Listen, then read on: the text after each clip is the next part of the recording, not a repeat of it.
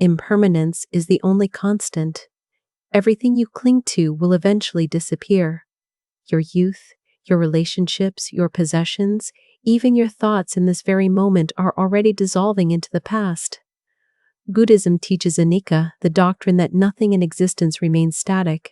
The flowers you bought yesterday are wilting. The person you love is aging. The job you worked years to secure will one day end. This isn't pessimism, it's reality. The suffering comes not from change itself, but from our desperate attempts to freeze moments in time, to make permanent what was always meant to be temporary. When you truly understand impermanence, you stop grasping. You hold your joys lightly, knowing they're precious precisely because they won't last. You stop building your identity on shifting sands like status, beauty, or achievement. The Buddhist monk doesn't mourn the sand mandala he spent days creating when he sweeps it away. He understands that its beauty existed in its creation and its destruction equally.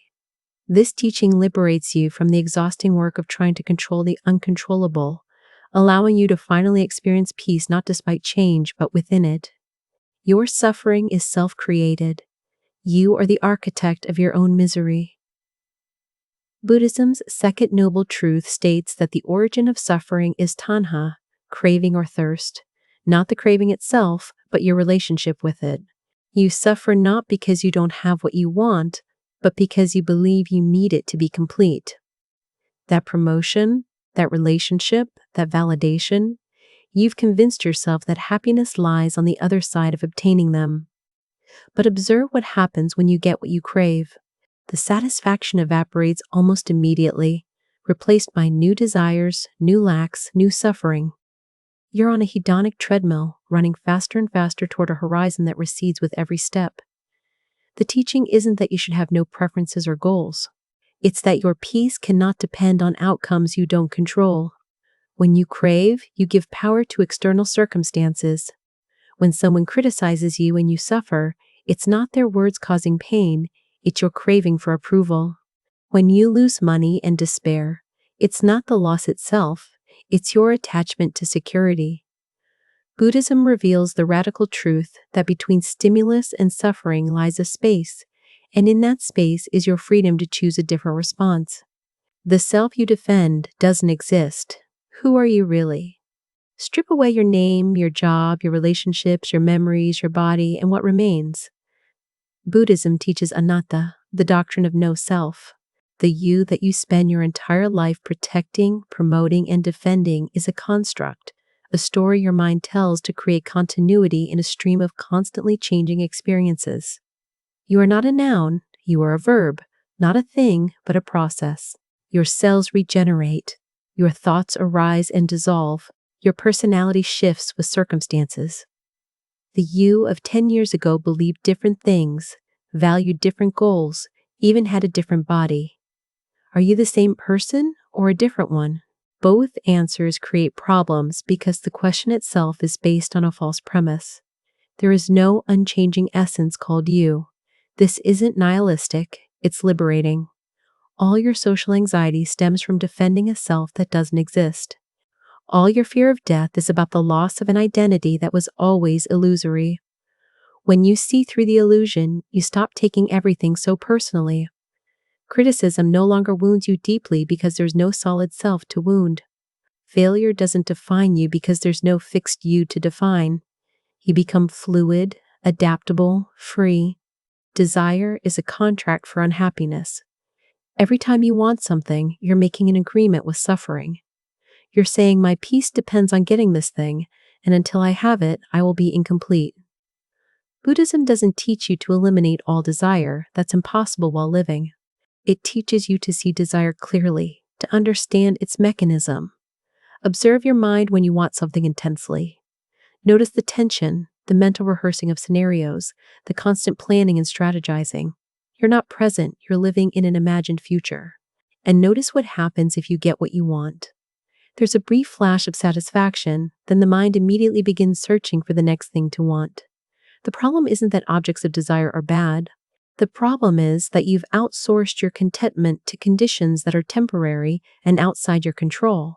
The Buddha taught that this is like drinking salt water to quench thirst. The more you drink, the thirstier you become. The teaching offers a different path. Find satisfaction not in getting what you want, but in wanting what you already have. This doesn't mean settling or giving up on growth. It means recognizing that the peace you're seeking in the future is only ever available now, and it's available regardless of circumstances. Attachment is the root of all fear. Everything you fear losing is something you're attached to. Your health, your loved ones, your reputation, your possessions. Buddhism teaches that attachment transforms love into anxiety, enjoyment into worry. When you're attached, you can't fully experience what you have because you're constantly afraid of losing it. The parent attached to their child can't enjoy their presence because they're obsessively worried about their safety. The person attached to their youth can't appreciate their current age because they're mourning what's slipping away. Attachment isn't the same as love or care. You can deeply love someone without being attached to them. Love allows freedom. Attachment demands control. Love accepts impermanence. Attachment denies it. The Buddha compared attachment to a monkey grasping a branch. To move forward, to swing to the next branch, the monkey must let go. But fear keeps it clinging until its muscle a cramp and it can no longer hold on anyway.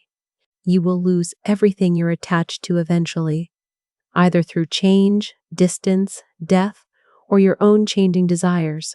The question is whether you'll lose these things peacefully, having enjoyed them fully while they lasted, or whether you'll lose them violently, having spent your time with them in fear and control. Mindfulness reveals reality as it is. You don't see reality. You see your thoughts about reality. Right now, you're not experiencing this moment directly. You're experiencing your judgments, your memories, your projections onto this moment. Buddhism teaches sati, mindfulness, the practice of paying attention to present experience without the constant mental commentary. When you eat mindfully, you taste the food rather than thinking about the food. When you walk mindfully, you feel each step rather than planning your destination. This sounds simple, but try it.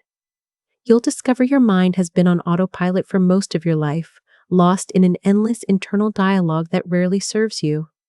Mindfulness isn't about achieving some special state. It's about waking up to the simple fact that life only happens now, and you're usually missing it.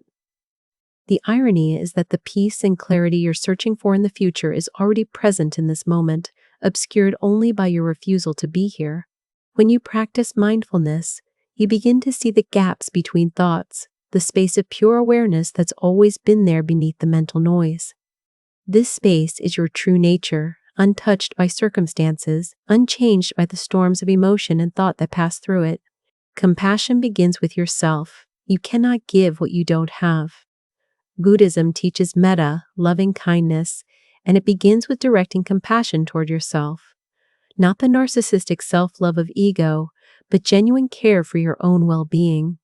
Most people are viciously cruel to themselves in ways they would never treat another person. They maintain an internal dialogue of criticism, shame, and judgment that runs constantly. You're not good enough, smart enough, disciplined enough. You made a mistake, therefore, you are a mistake. This internal violence doesn't motivate you to improve. It paralyzes you with shame. The Buddha taught that you yourself, as much as anybody in the entire universe, deserve your love and affection. This isn't permission for self-indulgence. It's recognition that self-hatred has never created positive change. When you treat yourself with the same kindness you'd offer a good friend, something shifts. You stop being motivated by shame and start being motivated by genuine care. You stop punishing yourself for being human and start accepting your flaws as part of the learning process. And mysteriously, when you stop being at war with yourself, you naturally become more compassionate toward others because you're no longer projecting your self-hatred onto them. Silence is where wisdom lives. Your mind is constantly generating noise, opinions, judgments, narratives. Buddhism teaches the profound value of silence, not just external quiet, but internal stillness. In silence, you can finally hear what's true beneath your conditioning. You spend your life filling every moment with sound, music, podcasts, conversation, anything to avoid being alone with your thoughts. But this avoidance keeps you from discovering who you are beneath the noise.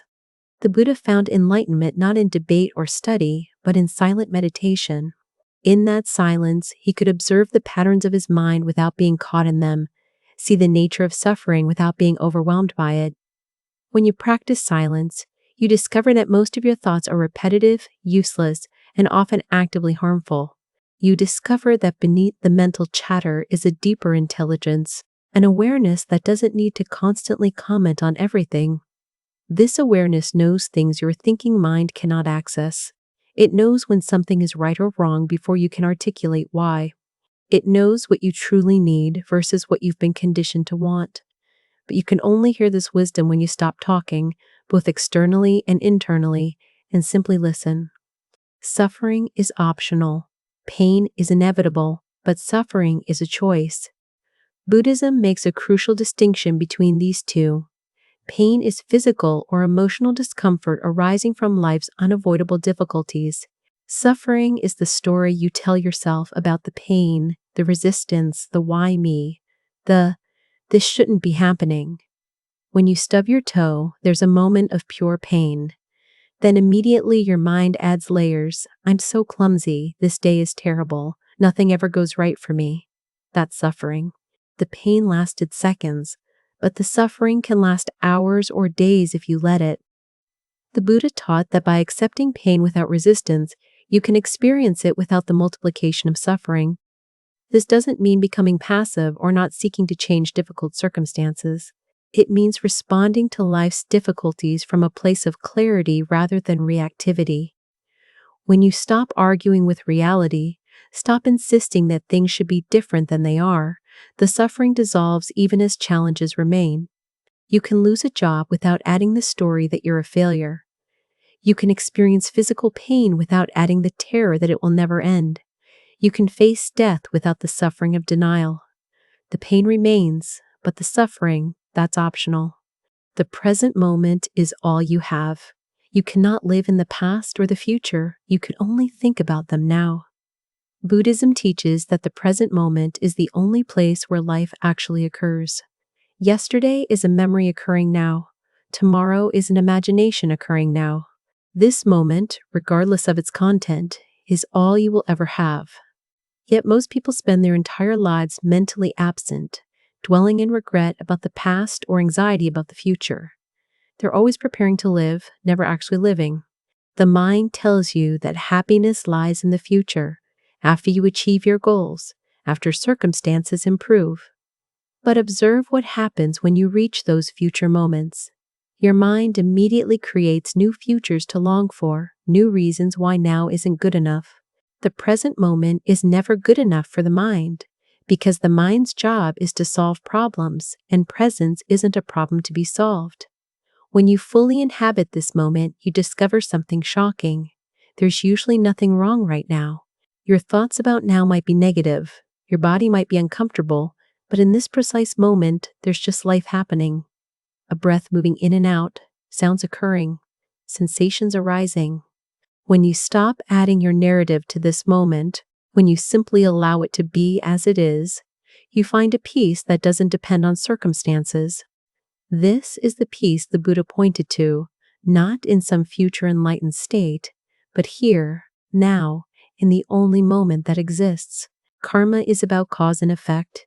Every action has consequences, not as cosmic punishment, but as natural law. Buddhism teaches karma, but not the popularized version of cosmic scorekeeping.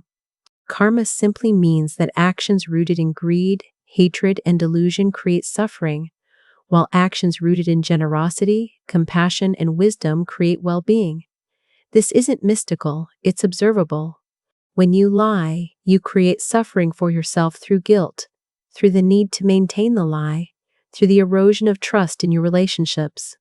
When you act with kindness, you create conditions for connection, for self-respect, for a mind at ease. You are planting seeds with every thought, word, and deed, and you will harvest what you plant. The crucial insight is that karma is happening now, not in some future life. The hell or heaven you experience is created moment by moment through your choices. When you speak harshly to someone, You don't just harm them, you reinforce neural pathways of anger in your own brain, making harsh speech more likely in the future. When you practice patience, you're literally rewiring your brain to respond more skillfully. You are training yourself toward either suffering or freedom with every single choice. This understanding transforms ethics from external rules to enlightened self-interest.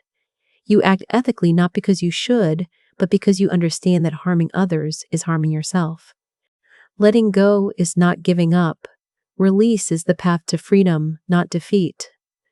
Buddhism teaches vairagya, non-attachment, but this is profoundly misunderstood. Letting go doesn't mean you stop caring or trying. It means you stop clinging to outcomes. Stop making your peace dependent on things going your way. You can work hard for a goal while simultaneously being at peace if you don't achieve it. You can love deeply while accepting that all relationships end, whether through distance or death. Letting go is releasing the rope you've been pulling against reality. It's the relief of finally setting down a burden you were never meant to carry. People fear that if they let go, they'll become passive or lose their drive. But the opposite is true. When you're not attached to outcomes, you can act more freely, more creatively, without the paralysis of fear. The artist attached to creating a masterpiece freezes, afraid each brushstroke will ruin it.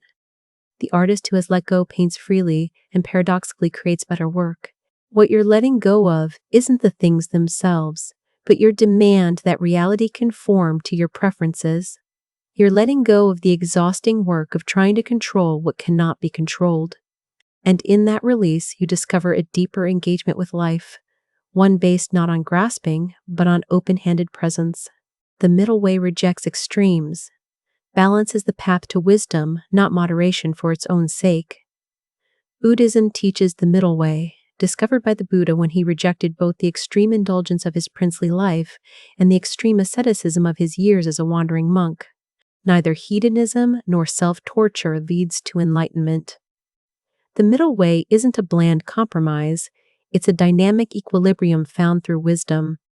It means eating enough to sustain the body without gluttony or starvation, working hard without becoming a workaholic or lazy, caring for yourself without narcissism, caring for others without self-abandonment. The extremes are seductive because they feel like progress. The person who fasts for days feels they're conquering desire. The person who works 20-hour days feels productive.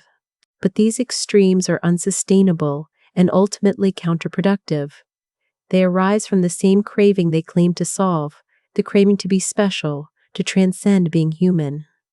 The middle way accepts your humanity while working skillfully within it. It's harder than extremes because it requires constant attention and adjustment. There's no rule you can follow mechanically. You must develop wisdom to know what balance means in each situation, and that wisdom comes only from mindful observation of cause and effect in your own life. Meditation is training the mind. Your mind is like an untrained animal, and you've been letting it run wild your entire life. Buddhism teaches meditation as the systematic training of attention and awareness, not to achieve some mystical experience, but to develop mastery over your own mental processes. Right now, your mind jumps from thought to thought without your permission. It obsesses over the past, worries about the future, generates endless commentary on present experience. You have no more control over your mind than you do over the weather. Meditation changes this.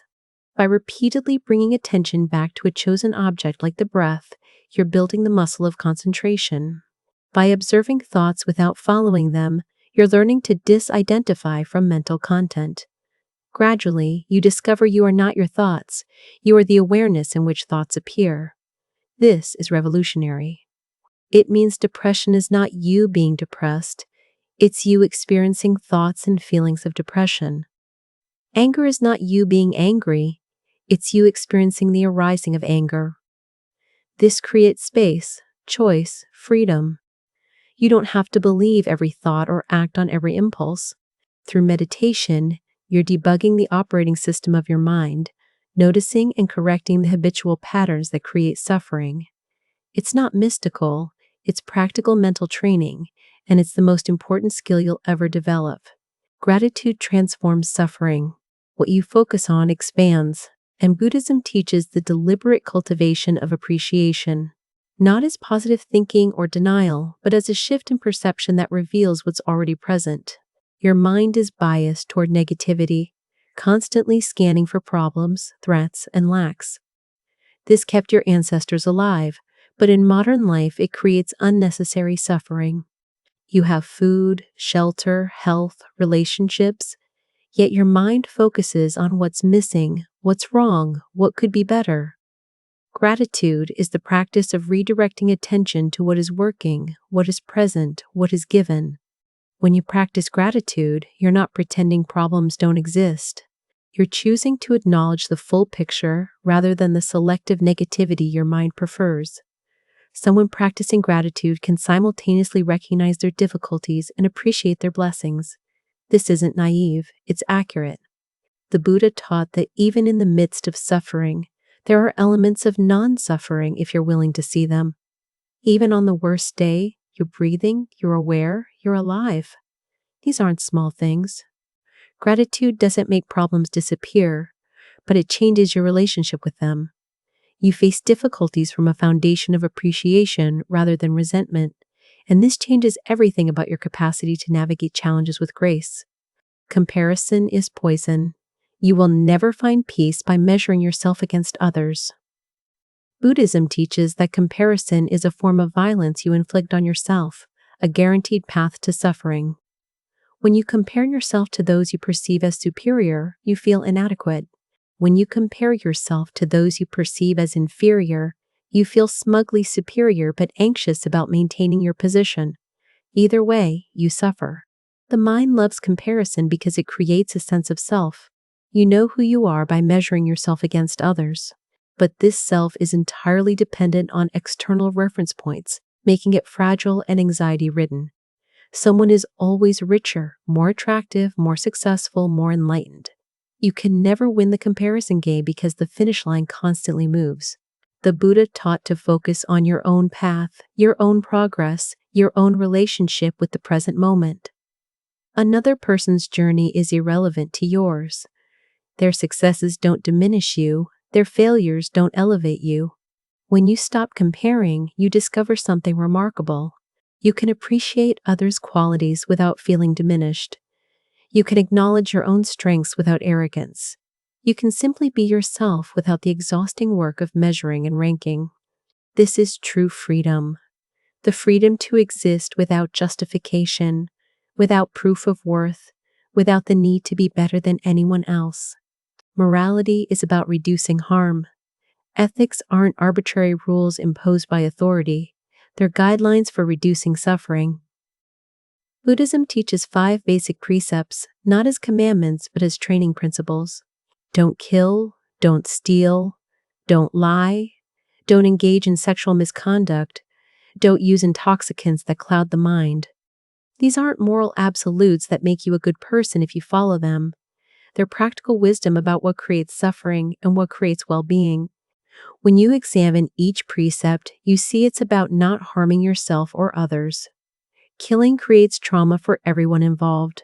Stealing creates mistrust and paranoia. Lying erodes your integrity in relationships. Sexual misconduct creates attachment, jealousy, broken trust. Intoxication clouds judgment and leads to unskillful action. The precepts aren't about being good enough for heaven or avoiding hell. They're about understanding cause and effect, about seeing that certain actions inevitably lead to suffering while others lead to peace. This makes morality a form of intelligence rather than obedience. You don't avoid harming others because you'll be punished, but because you understand that harming others harms you. You don't practice honesty because it's virtuous, but because you've seen how lies create a prison of anxiety and complication. When morality becomes understanding rather than rule-following, it becomes natural, effortless, joyful rather than restrictive. Anger is self-inflicted suffering. When you're angry at someone, who suffers? Buddhism teaches that anger is like holding a hot coal intending to throw it at someone else. You're the one getting burned. The person you're angry at might not even know, might not care, might be sleeping peacefully while you rage. Your anger doesn't hurt them, it hurts you. It floods your body with stress hormones, clouds your judgment, damages your relationships, and reinforces neural pathways that make anger more likely in the future. The Buddha compared an angry person to someone who picks up burning coals to throw at another. Your hands are already burning before you even release them.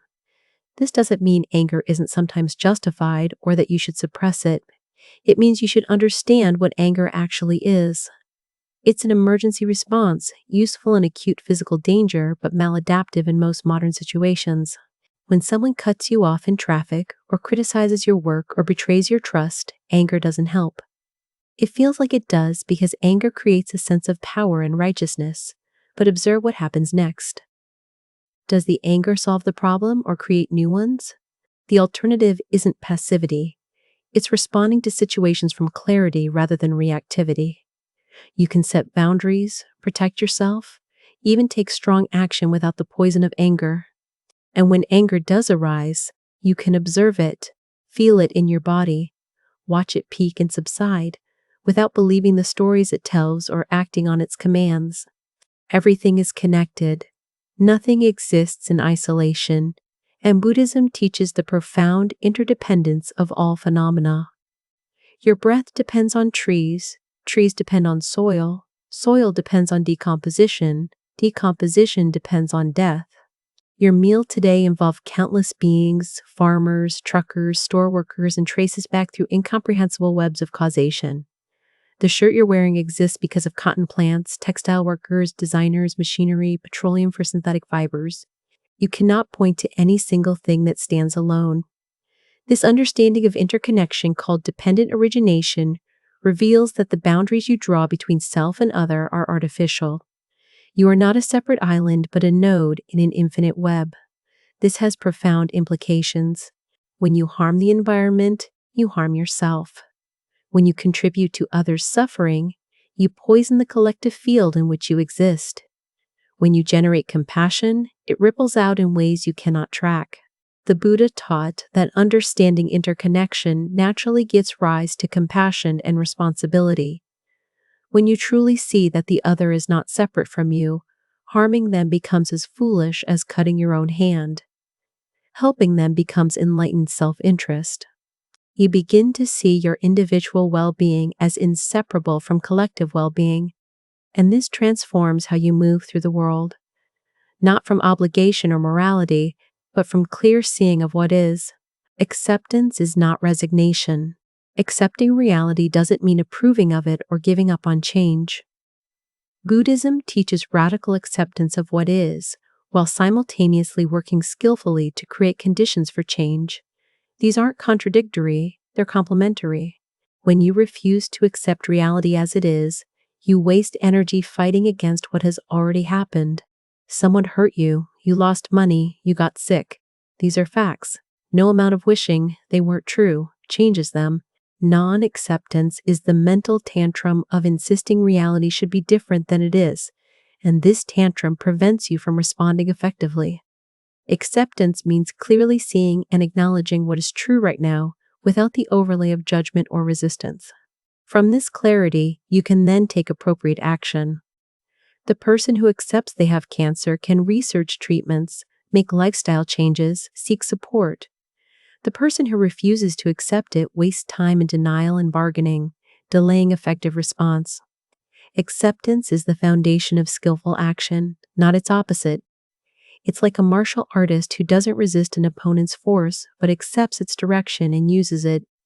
You can fully accept that the world contains injustice while working to create justice. You can accept that you made mistakes while committing to different choices going forward. Acceptance is seeing clearly what is, without the distortion of wishful thinking, and from that clarity, responding with wisdom. The breath is your anchor. In every moment of chaos, you have an anchor to the present, your breath. Buddhism teaches using the breath as a primary meditation object because it's always available, always happening now, and intimately connected to your mind state. When you're anxious, your breath is shallow and rapid. When you're calm, it's deep and slow. By deliberately working with the breath, you can influence your nervous system and mental state. This isn't mystical, it's the vagus nerve responding to breathing patterns. When you feel overwhelmed, lost in thought spirals, disconnected from reality, the simple act of bringing attention to your breath brings you back. You cannot breathe in the past or future, only now. The breath doesn't care about your problems or plans. It simply rises and falls, a constant reminder that life is happening in this moment. The practice is simple but profound. Notice the sensation of air entering your nostrils, filling your lungs, leaving your body. When your mind wanders, and it will thousands of times, gently return attention to the breath. You're not trying to breathe perfectly or achieve a special state. You're training your attention and developing the capacity to stay present with what is. Over time, this simple practice reveals the nature of mind, the constant arising and passing of thoughts, the space of awareness that contains them, the peace available when you're not lost in mental content. The breath is always with you, a portable monastery, a moment-by-moment opportunity to wake up. Renunciation is freedom. Giving up is not always weakness, sometimes it's wisdom. Buddhism teaches renunciation, but not as deprivation. True renunciation is releasing what doesn't serve you, what keeps you trapped in suffering. The Buddha renounced his palace, his wealth, his future as a king. From the outside, this looks like loss. From the inside, it was liberation from a gilded cage. Most people are enslaved by things they think they want. They sacrifice their time, health, relationships, and peace of mind pursuing status symbols, maintaining possessions, defending positions that bring no real satisfaction. Renunciation is looking clearly at what you're sacrificing your life for and asking, is this worth it? The person who renounces the need to be right finds peace in relationships. The person who renounces the need to be admired finds freedom from performance anxiety. The person who renounces excess possessions finds simplicity and ease. What are you clinging to that's actually imprisoning you? What would happen if you let it go? The mind resists renunciation because it's invested in the story that you need these things to be happy. But when you actually release them, you discover they were burdens masquerading as treasures. Renunciation isn't about becoming a monk, though that's one expression. It's about continuously letting go of what doesn't serve your deepest well-being, creating space for what actually matters. It's the freedom of traveling light, unburdened by the excess baggage you've been carrying for too long. Wisdom comes from experience. You cannot think your way to enlightenment. Buddhism teaches that intellectual understanding is not the same as realized wisdom. You can read every text, memorize every teaching, debate every philosophical point, and still suffer profoundly because knowledge hasn't transformed into direct experience. The Buddha emphasized that his teachings are like a finger pointing at the moon. The finger is useful, but you must look where it's pointing, not at the finger itself. Studying Buddhism without practicing it is like studying swimming without entering water. You might know the theory perfectly, but you'll still drown.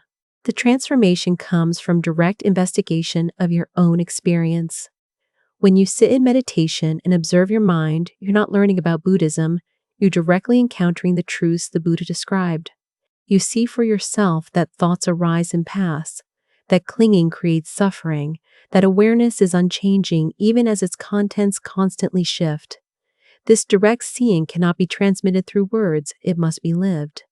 The Buddha called his teaching ehipassiko, come and see. Not come and believe, not come and study.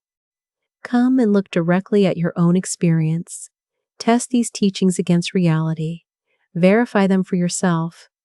This makes Buddhism empirical rather than dogmatic. You're not asked to accept anything on faith, but to investigate and discover what's true. The wisdom that arises from this investigation is unshakable because it's not borrowed from books or teachers. It's earned through your own direct encounter with reality. Loving kindness begins with strangers. True compassion extends beyond your inner circle. Buddhism teaches metta, loving kindness, meditation, as a practice of systematically cultivating goodwill toward all beings. The traditional practice begins with yourself, extends to loved ones, then to neutral people, then to difficult people, then to all beings everywhere without exception. This isn't sentimental, it's trading your heart's capacity. Most people's compassion is highly conditional. They care about family and friends, feel neutral toward strangers, and harbor active ill will toward those who've harmed them. This selective compassion keeps you trapped in a narrow circle where love is contingent on people pleasing you. The practice of metta systematically breaks down these barriers. When you genuinely wish for the well-being of someone who cut you off in traffic, someone whose politics you despise, someone who hurt you deeply, you're not condoning their behavior. You're freeing yourself from the prison of hatred. Hatred binds you to its object as surely as love does. The person you hate lives rent-free in your mind, appearing in your thoughts constantly. When you extend loving kindness even to them, you're not doing them a favor, you're liberating yourself. The practice reveals that your capacity for love is not finite, not a scarce resource to be rationed. The more you practice opening your heart, the more capacity you discover. You can genuinely wish for the happiness of all beings without diminishing your love for specific people. This universal loving kindness is the antidote to the isolation and division that characterizes so much of human existence. Non-doing is sometimes the right action. Not every problem requires intervention. Buddhism teaches wu-wei, effortless action, knowing when to act and when to simply allow. Western culture is obsessed with doing, achieving, fixing, improving. The idea of deliberately not doing feels like laziness or resignation. But there's profound wisdom in recognizing that sometimes the most effective response is no response. A plant cannot be made to grow faster by pulling on it. A river cannot be forced to flow in a different direction without massive intervention that often creates worse problems. Many situations in life are like this. They have their own timing, their own organic unfolding, and your interference creates complications. The parent who tries to control every aspect of their child's life prevents them from developing independence. The person who tries to force a relationship into existence pushes the other person away. The meditator who strains to achieve enlightenment creates tension that prevents the very relaxation necessary for insight. Non-doing doesn't mean passivity or neglect.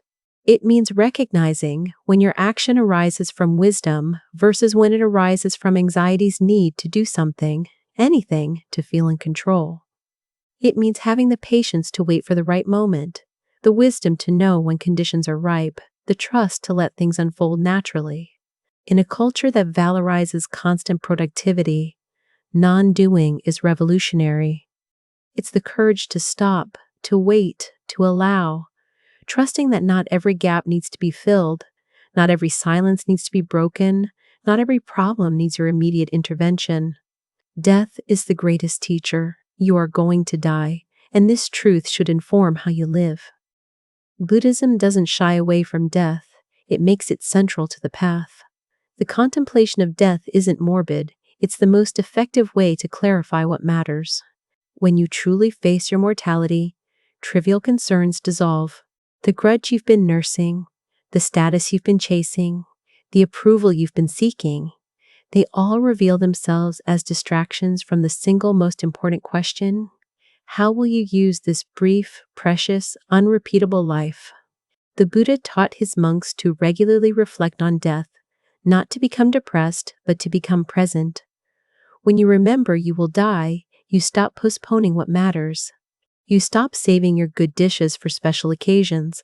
Stop waiting to tell people you love them. Stop deferring your dreams until someday. The awareness of death cuts through procrastination and petty concerns with surgical precision.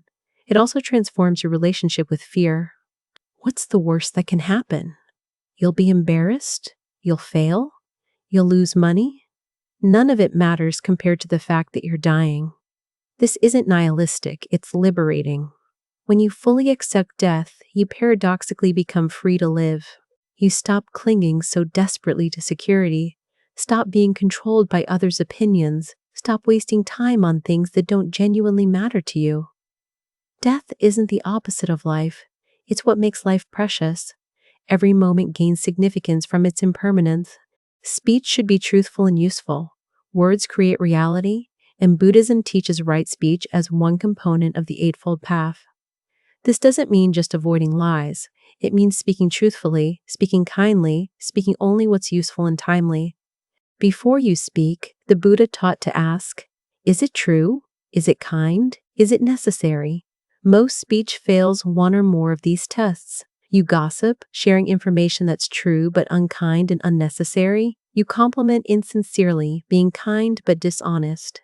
You lecture others, sharing truths that aren't requested or useful in the moment. Each form of unskillful speech creates suffering. Lies erode trust and require exhausting maintenance. Harsh speech damages relationships and reinforces your own patterns of anger. Gossip creates division and paranoia. Frivolous talk wastes time and prevents depth. The practice of right speech transforms your relationships and your own mind. When you commit to truthfulness, you must live more honestly because you can't paper over your actions with lies. When you commit to kindness, you must develop genuine compassion because you can't default to cruelty. When you commit to necessary speech, you must consider whether what you're about to say serves any purpose beyond ego gratification. Notice how much of your speech is actually unnecessary. Notice how often you speak to fill silence, to assert yourself, to control others' perceptions. What would change if you spoke only when you had something true, kind, and useful to contribute? The silence would be uncomfortable at first, but in that discomfort you'd discover something important about why you speak and what you're really trying to accomplish with your words. Generosity creates abundance. The more you give, the wealthier you become, not financially, but spiritually. Buddhism teaches dana, generosity, as the foundation of practice. This isn't about charity from surplus. It's about training your mind to move from scarcity to abundance, from grasping to open-handedness. When you give, you're directly countering the belief that there's not enough, that you need to hoard and protect what you have. You're demonstrating to yourself that you have enough to share. This shifts your entire relationship with resources. The person who cannot give even a small amount lives in perpetual poverty regardless of their bank account because their mind is defined by lack. The person who gives freely lives in abundance even with modest means because their mind is oriented towards sufficiency. The practice of generosity also reveals your attachments. Try giving away something you value and notice what arises. Fear, regret, resentment. These reactions show you where you're clinging, where your sense of security is invested in things rather than in your own resourcefulness. The Buddha taught that perfect generosity gives without expecting return, without needing recognition, without even remembering the gift. This level of giving requires tremendous freedom from ego. You're not giving to be seen as generous or to create debt. You're giving because giving itself is joyful, because it aligns with the fundamental interconnection of all beings. What you have came to you through countless causes, it was never truly yours. Generosity is recognizing this and allowing resources to flow through you rather than accumulating in stagnant pools. Effort should be balanced. Try too hard and you create tension. Try too little and nothing changes. Buddhism teaches right effort, which means applying energy skillfully without either strain or slackness. The Buddha compared this to tuning a lute. If the strings are too tight, they break. If they're too loose, no music emerges. The ideal is precise tension that allows beautiful sound. In practice, this means you engage fully with your path while simultaneously holding it lightly. You meditate regularly, but don't force concentration to the point of creating headaches. You work toward goals, but don't drive yourself into exhaustion. You maintain precepts, but don't become rigidly moralistic. This balance is dynamic, requiring constant adjustment based on changing conditions. Sometimes you need to push harder. Sometimes you need to ease up. And wisdom is knowing which is appropriate in each moment. Most people oscillate between extremes. They go hard at a new practice, meditating for hours, attending retreats, reading constantly, then burn out and abandon it entirely. This boom-bust cycle prevents real progress. Sustainable transformation comes from consistent, moderate effort maintained over time. The Buddha taught that enlightenment isn't achieved through heroic short-term intensity, but through patient, persistent practice. The tortoise beats the hare not through superior speed, but through never stopping. Balanced effort means showing up day after day without drama, doing what needs to be done without either straining or slacking, trusting that small, consistent actions compound into profound transformation over time. The body is the gateway to presence. You cannot separate mind and body, and Buddhism teaches that embodiment is essential to spiritual practice. Western philosophy often treats the body as mere housing for the important part, the mind or soul. Buddhism recognizes that this is a false division. Your mind and body are not two separate things, but different aspects of a unified whole. Your thoughts affect your body, creating tension or relaxation, illness or health. Your body affects your mind, with posture, breath, and sensation directly influencing mental states. The practice of mindfulness begins with body awareness because the body is always in the present. Your mind can be anywhere, lost in memories or fantasies, but your body is only and always here now. When you bring attention to physical sensations, the breath moving, the weight of your body sitting, the touch of air on skin, you're immediately present. The body doesn't lie the way the mind does. It gives you direct feedback about your actual state beneath the stories you tell yourself. You might insist you're not stressed while your shoulders are hunched, your jaw is clenched, your breathing is shallow.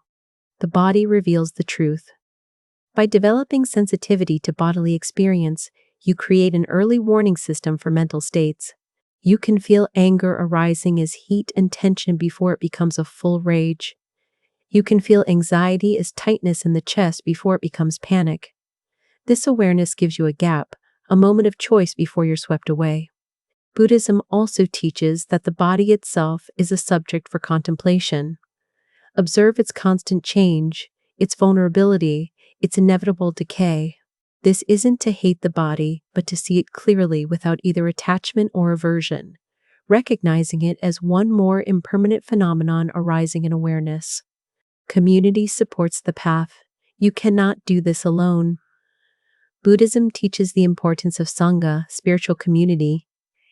The individualistic Western approach treats spirituality as a private matter, each person on their own journey.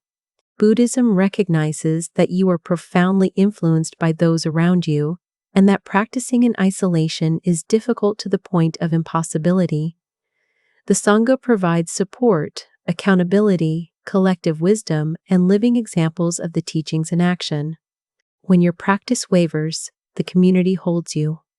When you're confused, others who've walked the path can offer guidance. When you're tempted to lower standards, seeing others maintain their practice inspires you. The Buddha said that Sangha is not just part of the path, it is the entire path. This seems like an overstatement until you recognize how much your mental states are shaped by your social environment. Spend time with angry people, and anger becomes normal. Spend time with mindful people, and mindfulness becomes normal. Your nervous system literally synchronizes with those around you, picking up their emotional states, their values, their habits. If you're surrounded by people who live unconsciously, consumed by craving and aversion, it's nearly impossible to maintain your own mindfulness. This doesn't mean abandoning relationships with people who aren't Buddhist. It means ensuring you have regular contact with others who share your commitment to waking up. This community doesn't have to be perfect, it never is. But it should be moving in the right direction, supporting each other's practice rather than enabling delusion. The lone wolf spiritual seeker is usually just avoiding the difficulties and gifts of genuine community. Patience transforms adversity. Everything worthwhile takes time, and Buddhism teaches ksanti, patience or forbearance. Not passive waiting, but active non-reactivity in the face of difficulty. When obstacles arise, and they always do, your first impulse is usually reaction. Anger, fear, avoidance, desperate attempts to force a solution. Patience means pausing, allowing the situation to be what it is, responding from clarity rather than panic. The Buddha compared patience to a quality of the earth. You can pour clean water on it or dirty water, perfume or sewage, and it receives all without preference or reaction. This doesn't mean you accept harm, It means you don't lose your center when things aren't going your way. Patience is the capacity to be uncomfortable without immediately trying to escape the discomfort. This is crucial because growth requires discomfort. The mediator who cannot be patient with a restless mind will never develop concentration. The person who cannot be patient with their own mistakes will never learn. The one who cannot be patient with others' imperfections will have shallow relationships. Patience isn't passivity, it's strength. It takes strength to feel anger and not act on it. It takes strength to endure uncertainty without demanding premature resolution. It takes strength to be with your experience fully rather than constantly seeking distraction. The Buddha taught that patience is the highest practice during times of difficulty, more valuable than any insight or concentration. Because patience is what allows you to keep practicing when everything in you wants to quit, to stay present when everything in you wants to escape, to respond wisely when everything in you wants to react. Humility opens the door to learning. You know less than you think, and Buddhism teaches that recognizing your own ignorance is the beginning of wisdom. Most people are trapped by the illusion of knowledge, convinced they understand how things work, why people behave as they do, what's right and wrong. This certainty prevents learning because you only receive what you have space for. If your cup is already full, nothing new can be added. The Buddha taught that one of the most powerful questions you can ask is, "What am I not seeing?" This immediately acknowledges that your perspective is partial, that reality is larger than your understanding of it. Humility doesn't mean thinking poorly of yourself. It means thinking about yourself accurately, recognizing both your capabilities and limitations. The humble person can admit mistakes without their ego collapsing because they're not attached to being right. They can receive criticism without defensiveness because they're genuinely interested in learning. They can change their mind when presented with new information because their identity isn't invested in particular beliefs. This makes them remarkably powerful because they're not spending energy defending a false image. They can respond to reality as it is rather than as they need it to be to maintain their self-concept. The opposite of humility is arrogance, and arrogance is ultimately fragile. The arrogant person must constantly prove their superiority, control others' perceptions, defend against any challenge to their inflated self-image. This is exhausting, and it prevents the very growth that would make confidence authentic rather than compensatory. Doubt is part of the journey. Uncertainty is not the enemy of faith, but its companion. Buddhism acknowledges doubt as one of the 5 hindrances that can obstruct meditation, but it also recognizes healthy skepticism as essential. The Buddha explicitly encouraged questioning, telling his followers not to accept his teachings based on his authority, but to test them against their own experience. Do not believe something just because you have heard it, he taught. Do not believe something just because it has been repeated many times. Do not believe something just because it is written in religious books. Believe only what you have tested and found reasonable. This creates a very different relationship with doubt than religious fundamentalism. Doubt isn't a sin or a failure of faith. It's part of intelligent investigation. You should doubt your teachers, doubt the teachings, doubt your own understanding. This doubt prevents you from falling into dogma, from accepting comforting stories instead of confronting reality. However, there's a difference between intelligent skepticism and paralyzing doubt. Intelligent skepticism asks genuine questions and seeks answers. Paralyzing doubt asks rhetorical questions designed to avoid commitment. It's the doubt that prevents you from practicing because you're not sure it will work, that prevents you from trusting any teacher because they might be wrong, that keeps you perpetually shopping for the perfect path instead of walking the one in front of you.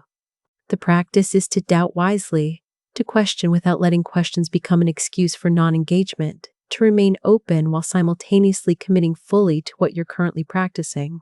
Equanimity is the highest peace. To be undisturbed by both praise and blame, gain and loss, pleasure and pain, this is freedom.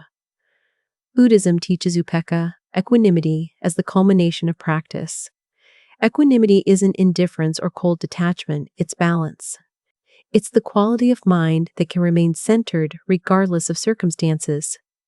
The person with equanimity hasn't transcended having preferences. They simply aren't ruled by them. They prefer health to sickness, but don't fall apart when illness comes.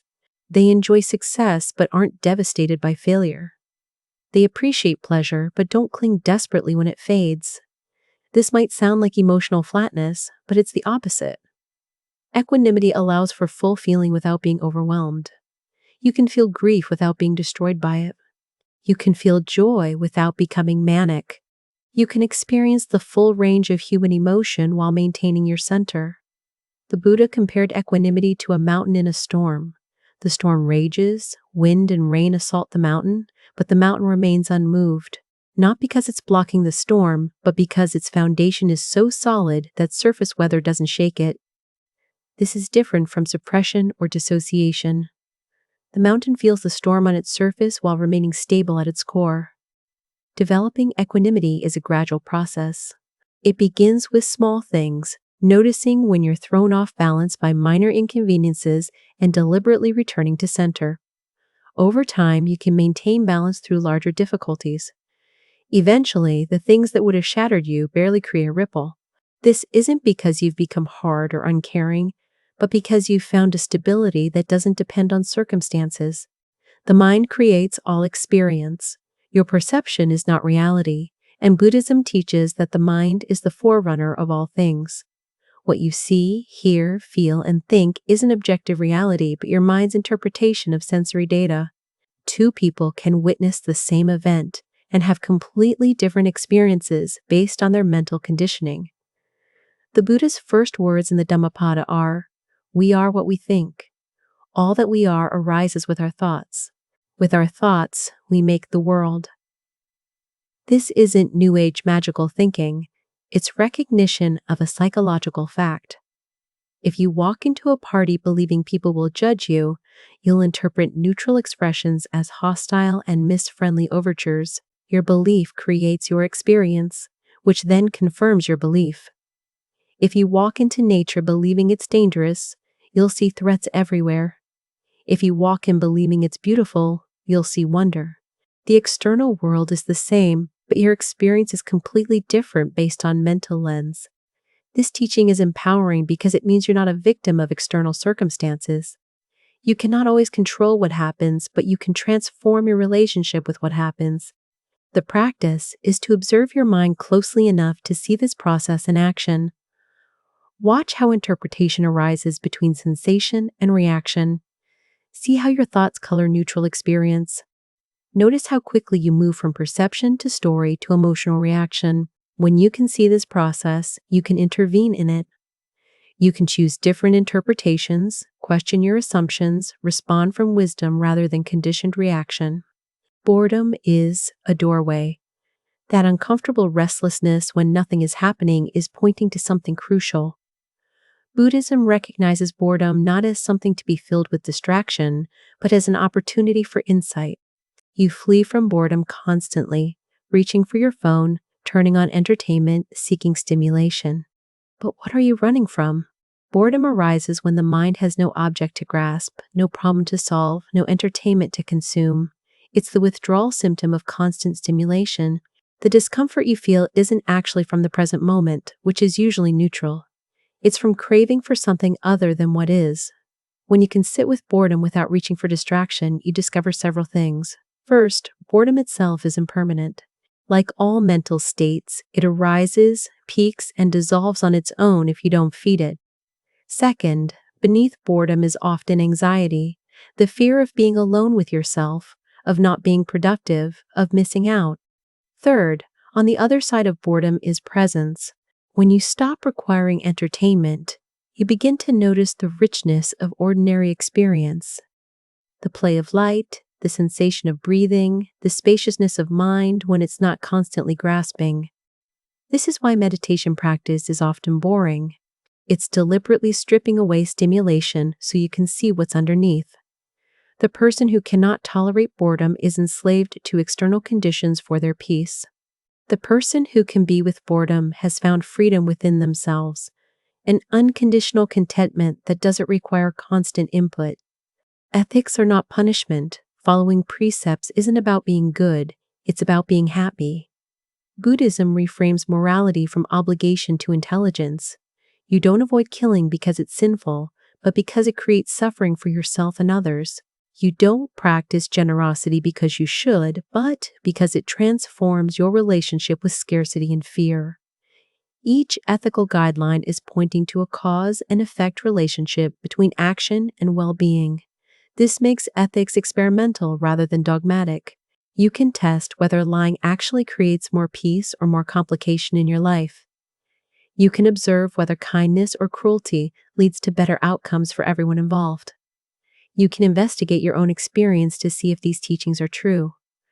The Buddha's ethics are also pragmatic. He didn't lay down absolute rules that apply in all circumstances.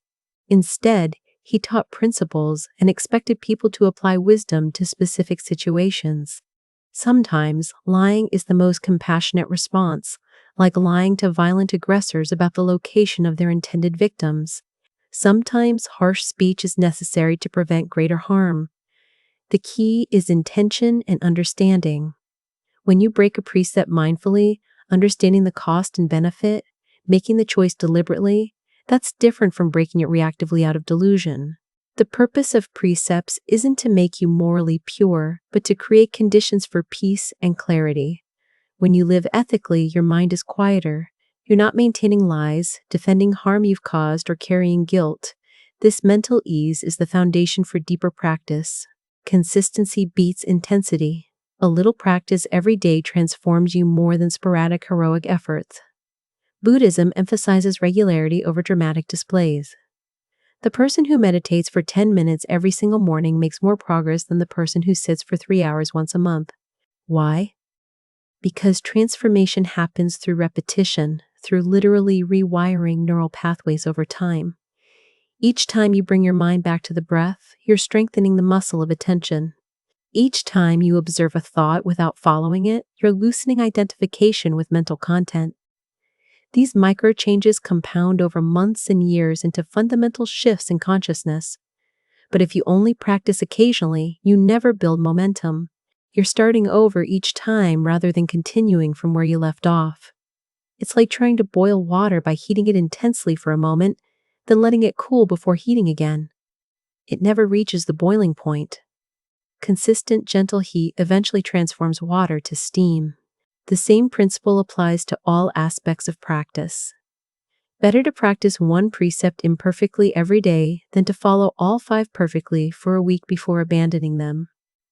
Better to read 1 page of Dharma teaching daily than to binge read for a weekend and then forget it all. Better to practice small acts of kindness constantly than to volunteer dramatically once a year. This isn't sexy or impressive, which is why many people resist it.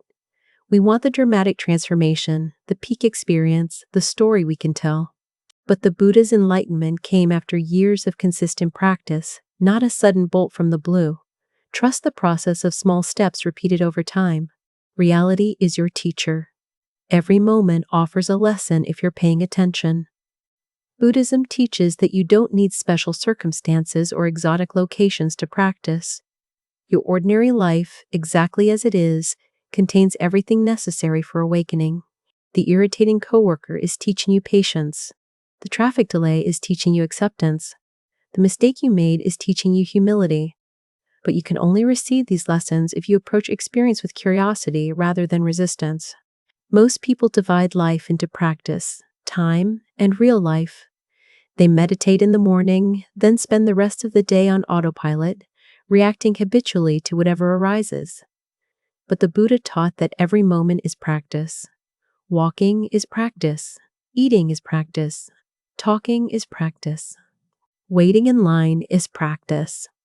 The only difference between formal meditation and daily life is the intensity of attention you bring. When you begin to see life as a continuous teaching, everything changes. Difficulties aren't interruptions to your practice, they are your practice.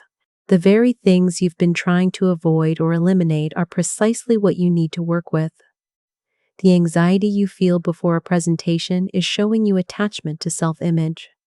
The jealousy you feel toward a friend's success is revealing your comparative mind. The boredom you feel on a quiet evening is exposing your dependence on stimulation. Each of these is a gift if you can receive it as such. This doesn't mean you engineer difficulties for yourself. It means you don't waste the difficulties that naturally arise by simply reacting to them. You use them as mirrors, as curriculum, as opportunities to practice what you claim to value. Letting be is a practice. Not everything needs to be fixed, understood, or resolved. Buddhism teaches the art of allowing experience to be as it is without the constant intervention of your preferences and judgments.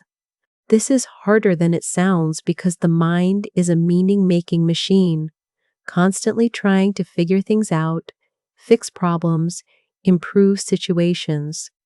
Sometimes this is useful, but often it creates suffering by refusing to let things be. You have a thought and immediately try to analyze it, understand where it came from, figure out what it means about you. Or you feel an emotion and immediately try to change it, suppressing if it's unpleasant, clinging if it's pleasant. Or you observe something about yourself or your life and immediately start planning how to fix it. This constant doing prevents simple being. The practice of letting be means allowing thoughts to pass through without investigation, allowing emotions to arise and dissolve without manipulation, allowing circumstances to exist as they are without immediately strategizing to change them. This doesn't mean you never take action.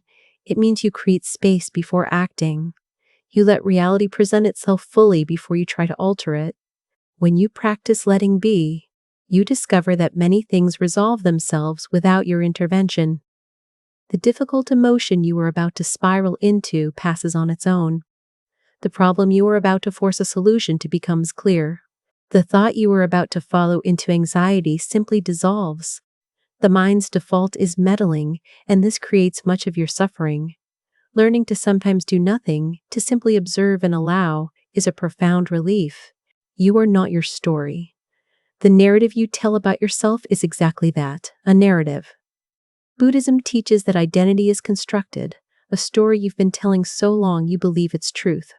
I'm an anxious person. I'm not good with numbers. I'm the funny one. I'm damaged. These stories feel like facts, but they're interpretations that have hardened into identity.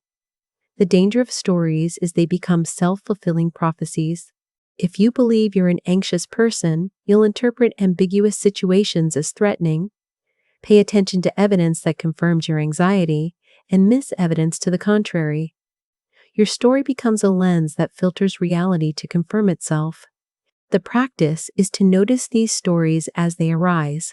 I'm not good at this. Who says? Based on what evidence? What would happen if you question that story? The Buddha taught that there is no fixed self, which means no story about yourself is ultimately true. You've been many different people in your life, believed different things, valued different outcomes. The you that exists right now is just one version, and it's changing even as you read this. When you loosen identification with your stories, you become free to act outside their constraints. The person who believes they're not creative can't even try creative pursuits. The person who questions that story might discover undeveloped talents. Your past doesn't determine your future unless you keep telling the same story about who you are. You can choose a different narrative at any moment. Or better yet, stop clinging to narrative altogether and simply meet each moment fresh without the burden of maintaining a consistent character. Delusion is the root problem. Ignorance, not evil, is what drives harmful behavior.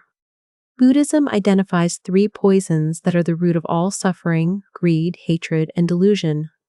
Of these, delusion is primary because it enables the others. You grasp because you don't understand impermanence. You hate because you don't understand interdependence. You suffer because you don't see reality clearly. Delusion isn't stupidity, it's misperception. It's seeing separation where there's connection.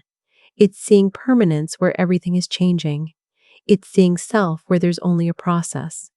These fundamental misperceptions about reality's nature then lead to all the specific forms of suffering you experience.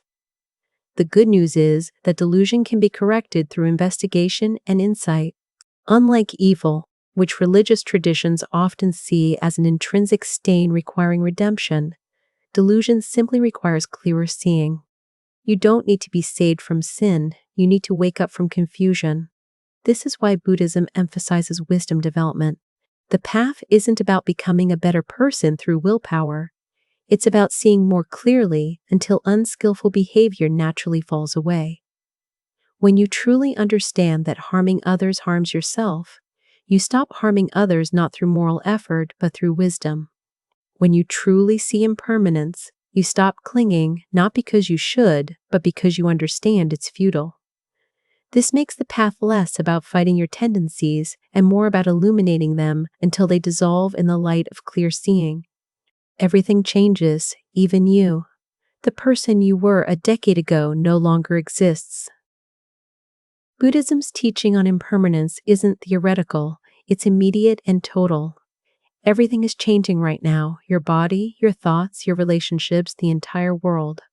But you live as if things are stable, building plans and identities on foundations that are already shifting. When you truly absorb impermanence, not just intellectually but in your direct experience, it transforms how you relate to everything. You stop trying to make permanent what is temporary. You appreciate what you have without taking it for granted because you know it won't last. You hold your preferences lightly because you know your preferences themselves will change. The fear of change dissolves when you realize change is all there is. Resistance becomes obviously futile. You can no more stop change than you can stop a river by standing in it. This teaching is both sobering and liberating. It's sobering because it strips away all your fantasies of security.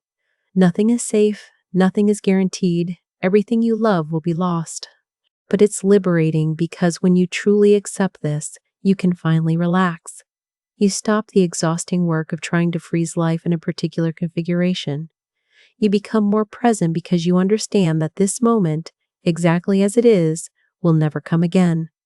The impermanence of difficult experiences also brings comfort. This too shall pass applies to both joy and suffering. Nothing lasts, which means the problem that feels insurmountable today will transform. The emotion that feels permanent will dissolve.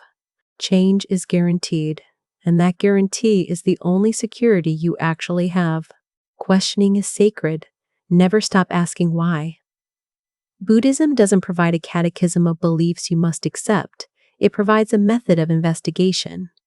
The Buddha's dying words were supposedly, "Work out your own salvation with diligence." Not follow my teachings blindly, but investigate for yourself. This makes questioning not just acceptable, but essential. You should question everything, the teacher's authority, the teaching's validity, your own understanding. But questioning has to be genuine, not rhetorical.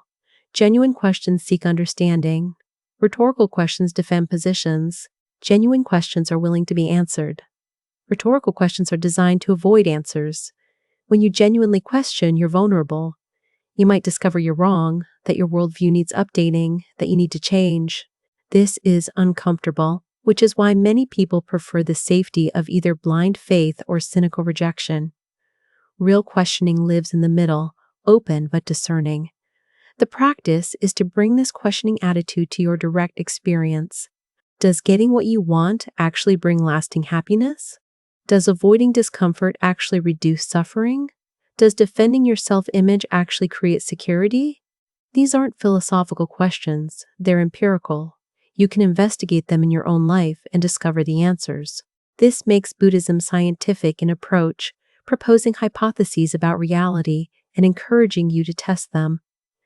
The difference from science is that you're both the laboratory and the experiment, using your own experience as the data. Harm returns to you. What you put out into the world comes back, not through mystical justice, but through psychological mechanism.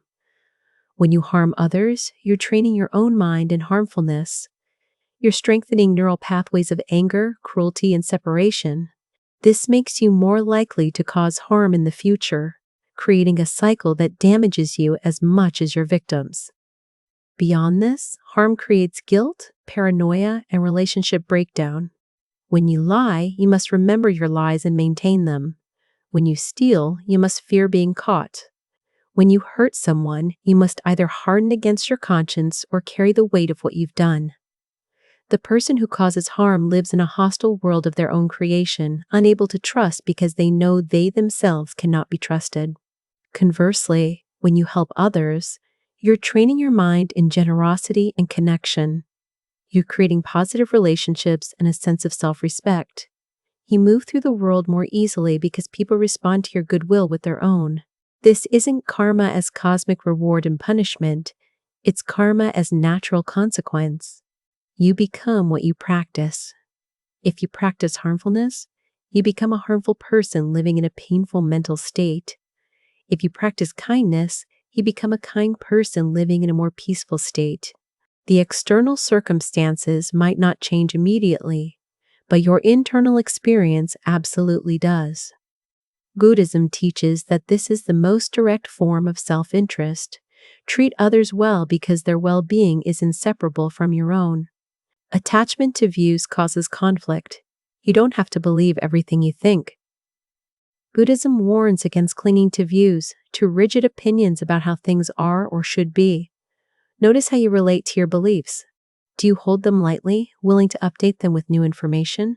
Or do you cling to them as essential to your identity, defending them against all challenges? When you're attached to views, you can't see clearly. You filter all information through the lens of your beliefs, accepting what confirms them and rejecting what threatens them. You can't learn because you already know. You can't connect with people who think differently because they're wrong and you're right. This attachment to views is the root of most human conflict. People don't go to war over reality, they go to war over their interpretations of reality, their views. The Buddha taught to hold views like a raft. A raft is useful for crossing a river, but once you reach the other shore, you don't carry it on your head, you leave it for the next person.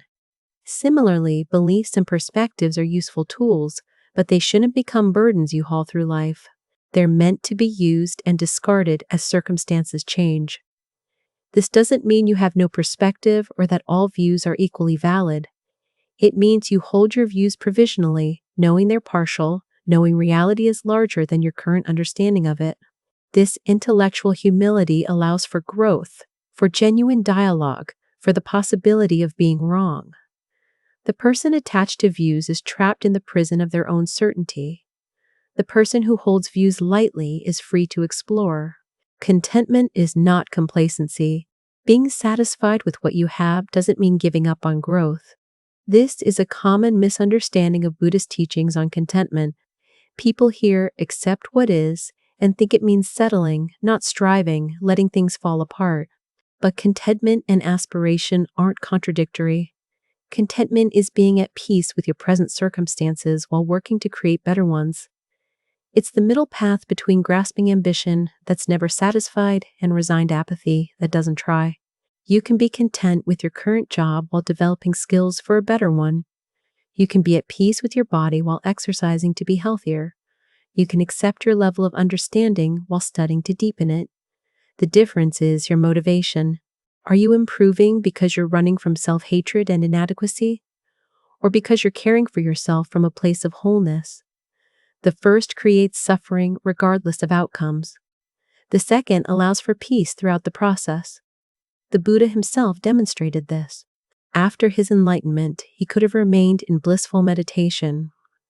But he chose to teach, to develop skills in communication, to work for others' benefit. This wasn't from dissatisfaction, it was from compassion and purpose. Contentment gives you the stable platform from which to reach higher. When you're not desperately grasping, you can make clear decisions about what's worth pursuing. When you're at peace with yourself, you're free to work for others. The achievement-addicted person is never satisfied no matter what they accomplish. The content person can accomplish great things without needing them for their sense of worth. Simplicity clarifies everything. The more you have, the more you're burdened. Buddhism traditionally emphasizes simplicity, monks owning only robes and bowl, but the principle applies to lay life too. Every possession you own owns a piece of your attention. It requires maintenance, storage, insurance, worry. Every relationship you maintain requires energy and time. Every commitment you make reduces your freedom. Most people accumulate endlessly: possessions, obligations, entertainment options. Thinking more will make them happier. But beyond meeting basic needs, accumulation often creates complexity rather than satisfaction. You spend more time managing what you have than enjoying it. Simplicity isn't deprivation, it's clarity.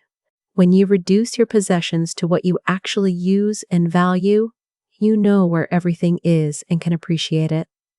When you reduce your commitments to what truly matters, you can give them your full attention. When you reduce your entertainment options, you can be present with whatever you choose. The practice is to regularly audit your life and release what's not serving you. That hobby you haven't touched in years, the clothes you don't wear, the friendship that's become obligatory rather than nourishing, the subscription you auto-renew but never use. Each thing you release creates space, not just physical space, but mental space. You're no longer maintaining a cluttered life. This simplification reveals what you actually value versus what you've been maintaining out of habit or social pressure. You discover that much of what you thought was necessary was actually optional, and in that space you find freedom. Suffering teaches, but you must listen. Pain will visit you whether you learn from it or not. The question is whether it transforms you. Buddhism doesn't glorify suffering, but it recognizes suffering's potential to wake you up. When life is easy, you drift. When it's hard, you're forced to pay attention. The person who has never suffered often lacks depth, compassion, or wisdom, not because suffering is good, but because it strips away delusions that comfort allows you to maintain. Loss teaches you about impermanence. Illness teaches you about embodiment. Betrayal teaches you about trust. Failure teaches you about attachment to outcomes, but only if you're willing to learn. Many people suffer repeatedly without growing, cycling through the same painful patterns because they refuse to examine them. The teaching isn't in the pain itself, but in your response to it. Do you simply react, blaming others or circumstances, waiting for it to pass? Or do you investigate, asking what this suffering reveals about your attachments, your expectations, your misunderstandings? The Buddha's entire path arose from his encounter with suffering. Seeing sickness, old age, and death shattered his comfortable delusions and sent him on a quest for understanding. Your own suffering can do the same if you allow it. This doesn't mean being grateful for pain or passively accepting harm. It means when difficulty comes, as it inevitably does, you can meet it as a teacher rather than only an enemy. You can ask what it's showing you about how you're relating to life. This transforms suffering from meaningless torment into curriculum for awakening. Silence is louder than words. Sometimes the most powerful response is no response. Buddhism values silence not as absence but as presence, as the spaciousness that allows things to be heard. In conversation, the person who talks constantly dominates but doesn't communicate. The person who listens creates space for others to be heard and often has more influence. In conflict, the person who must respond to every provocation remains engaged in endless combat. The person who can remain silent refuses to fuel the fire. Silence is also powerful in your internal dialogue.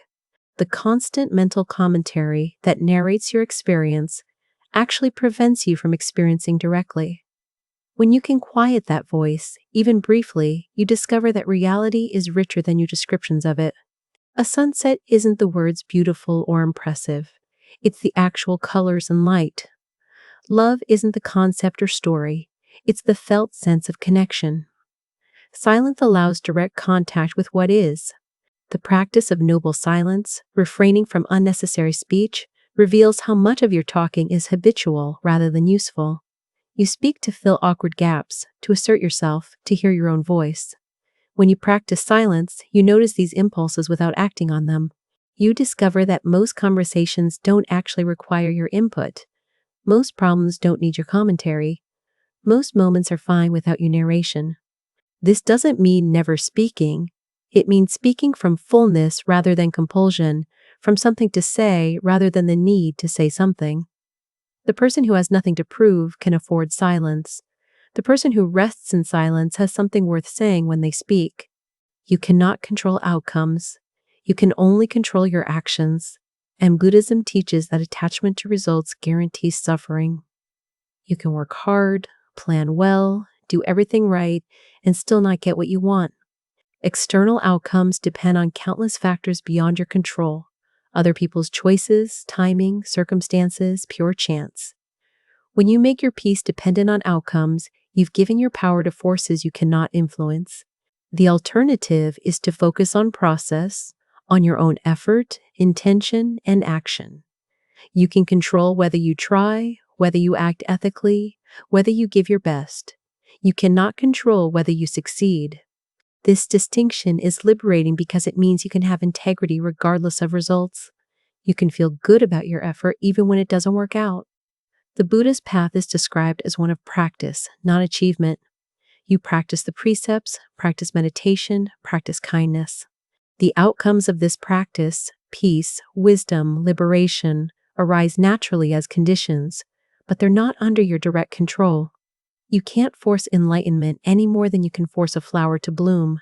You can only create conditions and allow natural processes to unfold. This applies to everything.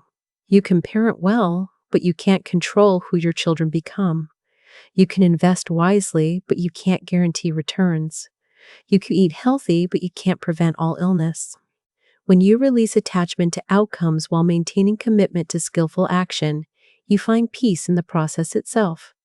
The journey becomes enough, not merely a means to a destination. Intention shapes your karma.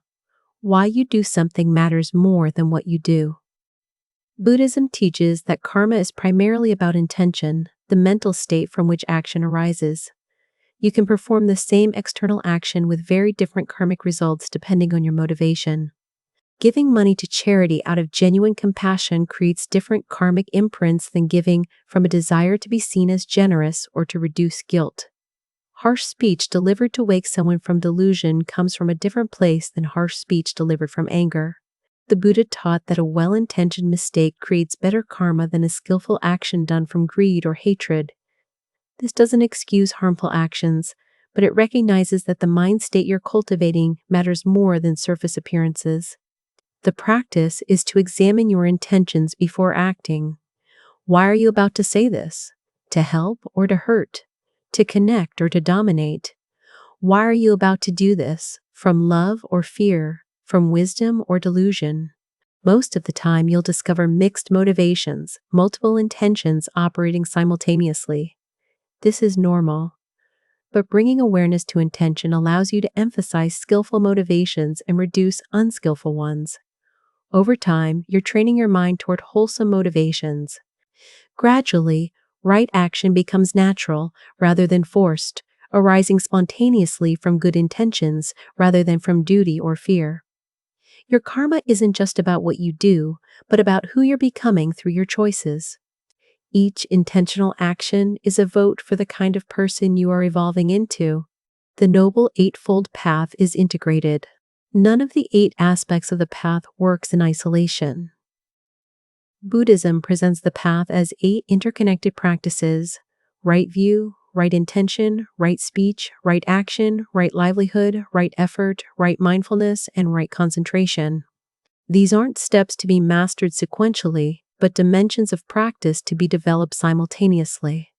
Your understanding shapes your intention, which shapes your speech and action. Your livelihood affects your mental state, which affects your capacity for concentration. Your mindfulness reveals the need for better understanding. Everything reinforces everything else. This is why you can't just meditate your way to awakening while living unethically, or live ethically without developing mindfulness. The path is a holistic system, each part supporting the others. When one aspect is weak, it undermines the rest. If you have right view but not right speech, you understand suffering but continue creating it through harmful words. If you have right concentration but not right livelihood, your meditation is built on a foundation of harm. The practice is to work on all dimensions simultaneously, recognizing that they're actually different aspects of one unified transformation. You're not becoming 8 different things, you're becoming integrated. Your thoughts, words, actions, work, and inner life are all aligned in the direction of awakening. This integrity is itself liberating because you're no longer compartmentalized, thinking one thing, saying another, doing a third. Your whole life becomes practice, every dimension supporting your deepest intentions. Wisdom cannot be rushed. Understanding deepens with time, and Buddhism teaches patience with the path. You cannot force insight any more than you can force a plant to grow faster by pulling on it. The conditions must be right, and they ripen at their own pace. Many people approach practice with the same achievement orientation they bring to everything else, trying to accumulate insights like trophies, frustrated when enlightenment doesn't happen on their timeline. But this striving is itself an obstacle. The mind that's trying to get somewhere can't settle into being here. The person demanding immediate results can't engage patiently with the slow work of transformation. The Buddha spent years in practice before his awakening, not because he wasn't trying hard enough, but because the understanding he reached required time to mature. You cannot skip steps. You cannot cheat the process. Each insight prepares the ground for the next, but only when it's fully integrated. The practice is to trust the process while showing up consistently.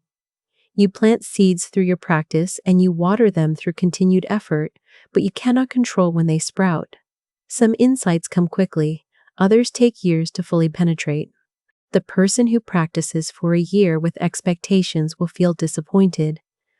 The person who practices for a year with patience will notice growth they couldn't have predicted. This doesn't mean having no sense of progress, but measuring progress appropriately. Not by dramatic enlightenment experiences, but by subtle shifts in how you relate to life. A bit more patience, a bit less reactivity, moments of presence that weren't available before. Trust that if you continue practicing, understanding will deepen. It has to, because that's what practice does. Joy is your birthright. Happiness doesn't need to be earned. Buddhism challenges the cultural story that you must achieve certain things or become a certain person before you deserve happiness. The capacity for joy is intrinsic to awareness itself. It doesn't depend on external circumstances. Those circumstances can trigger it. A child can feel profound joy from a cardboard box. A monk with nothing can be deeply happy. The quality of joy available when you're not constantly grasping, not running from pain, not lost in story is different from pleasure. Pleasure is hedonic, dependent on getting what you want. Joy is a natural quality of presence, of simple being without the burden of constant becoming. The practice is to notice that even in difficult circumstances, there are moments when suffering drops away, and what remains is a quiet okayness, a sense that right now, in this exact moment, you are fundamentally all right. This isn't about forcing positive thinking or denying real problems. It's about recognizing that your problems exist within a larger context of basic wellness. You are breathing, aware, alive. These aren't nothing.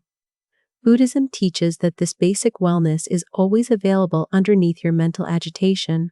You don't have to create it or earn it. You have to stop obscuring it with your resistance and grasping.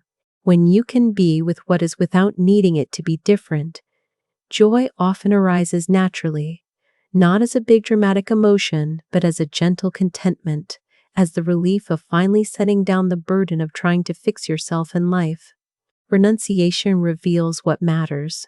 When you let go of what's unnecessary, what's essential becomes clear. Buddhism's emphasis on renunciation isn't about deprivation, but about clarity. You spend your life accumulating, believing that more will bring satisfaction. But beyond meeting basic needs, accumulation often obscures what actually matters under piles of excess. The practice of renunciation is deliberately releasing what doesn't serve you to discover what does. When you fast, you realize how much mental energy normally goes into food decisions. When you simplify your possessions, you discover which few items you actually value. When you reduce social obligations, you find which relationships truly nourish you. Each renunciation is an experiment in discovering what you can live without. And what you discover is that you can live without far more than you thought. The things you believed were necessary were often just habits, social conditioning, or ways of filling an internal void. True renunciation isn't forced or righteous, it's joyful. You're not giving up something good for something better, you're releasing something burdensome to feel lighter. The person who renounces status competitions isn't losing, they're winning by refusing to play a game that has no real prize. The person who renounces endless consumer choices isn't missing out, they're gaining the time and mental space that shopping consumed. Each authentic renunciation reveals that what you're renouncing wasn't actually serving you, and in the space it leaves, something more authentic can emerge. Not something you go seek, but something that was always there, buried under excess. The middle path requires wisdom. Balance isn't found through formulas, but through constant attention. Buddhism's middle way sounds simple in principle, but proves complex in practice because balance looks different in different contexts and changes with circumstances. The middle between indulgence and asceticism isn't a fixed point you can locate once and maintain. It's a dynamic equilibrium requiring ongoing adjustment. Sometimes the middle way means working harder, sometimes resting more, sometimes speaking up, sometimes remaining silent, sometimes being alone, sometimes seeking community. There's no rule that applies universally. This is why wisdom is essential. Rules are easy, wisdom is hard. You can follow rules mechanically, but wisdom requires paying attention to actual conditions and responding appropriately. The Buddha refused to give blanket rules for every situation because he understood that skillful action depends on context. What helps in one circumstance harms in another. The practice is developing the sensitivity to know what's appropriate right now. This comes from trial and error, from observing results, from learning to feel when you're veering too far in either direction. When you notice tension and straining, you've gone too far toward intensity. When you notice dullness and stagnation, you've gone too far toward passivity. The middle reveals itself through subtle cues that you learn to read. This makes the path alive rather than mechanical. You're not following instructions, you're dancing with conditions, finding balance moment by moment through attention rather than adherence to formulas. Everyone is doing their best, even when it doesn't look like it. Buddhism teaches that all beings seek happiness and try to avoid suffering, even when their methods are unskillful. The person harming others is themselves suffering, acting from delusion about what will bring them peace. This doesn't excuse harmful behavior, but it contextualizes it. When you understand that everyone is struggling, doing the best they can with their current level of understanding, it becomes harder to hate them. You can still oppose their actions, protect yourself and others, hold people accountable. But you can do so without the poison of hatred, recognizing that they're trapped in delusion just as you've been trapped in various delusions throughout your life. This perspective doesn't make you weak or passive, it makes you more effective. When you're not caught in hatred, you can respond to situations more clearly, more strategically. You can set firm boundaries without the emotional volatility that hatred brings. You can work to change systems and behaviors without dehumanizing those involved. The Buddha taught compassion even for those who cause harm, not because their actions are acceptable, but because they're suffering and causing suffering from that suffering. The person who harms from a place of peace doesn't exist. All harmful action arises from some form of pain or confusion. When you see this, your enemies become pitiable rather than hateful. They're not evil, they're confused. They're not fundamentally different from you. They're at a different point on the same path of awakening from delusion. This doesn't mean naive trust, but it means relating to people from understanding rather than hatred. Practice is not perfection. You will never get this completely right, and that's fine. Buddhism isn't about becoming perfect, it's about becoming more awake. You will continue making mistakes, having unskillful reactions, falling into old patterns. The difference practice makes is that you notice more quickly, recover faster, and gradually the patterns weaken. The person who expects perfection from themselves sets an impossible standard that guarantees failure and self-hatred. The person who understands practice as gradual refinement can appreciate small improvements without being devastated by setbacks. You practiced patience today and still got angry, but maybe you got angry less intensely or recovered more quickly than you would have before. That's progress. You meditated, but your mind wandered constantly. But you showed up to practice. That's what matters. The Buddha described the path as gradual training, gradual practice, gradual progress, not sudden perfection, but incremental movement in the right direction. Some days you move forward, some days you slide back, but over time the trend is toward greater wisdom and freedom if you keep practicing. This understanding prevents the perfectionism that paralyzes many practitioners. They try meditation, don't immediately achieve blissful concentration, and conclude they're bad at it. They try following precepts, break one, and give up entirely. But practice isn't pass-fail, it's endless refinement. You practice until the day you die, always a work in progress, always discovering new layers of attachment and new depths of freedom. The goal isn't to complete the path, but to walk it with increasing skill. Death anxiety reveals attachment. Your fear of death shows you what you're clinging to. Buddhism teaches contemplation of death not to create fear but to reveal it. When you sit with the fact that you will die, that this body will fail, that everything you've built will end, notice what arises.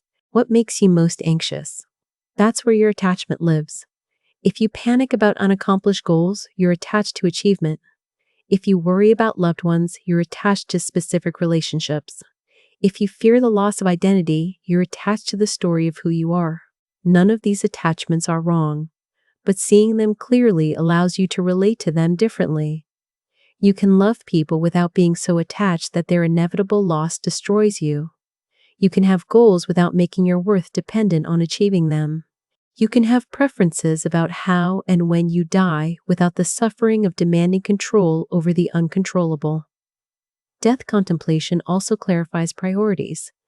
When you remember that time is finite, you stop wasting it on things that don't actually matter to you.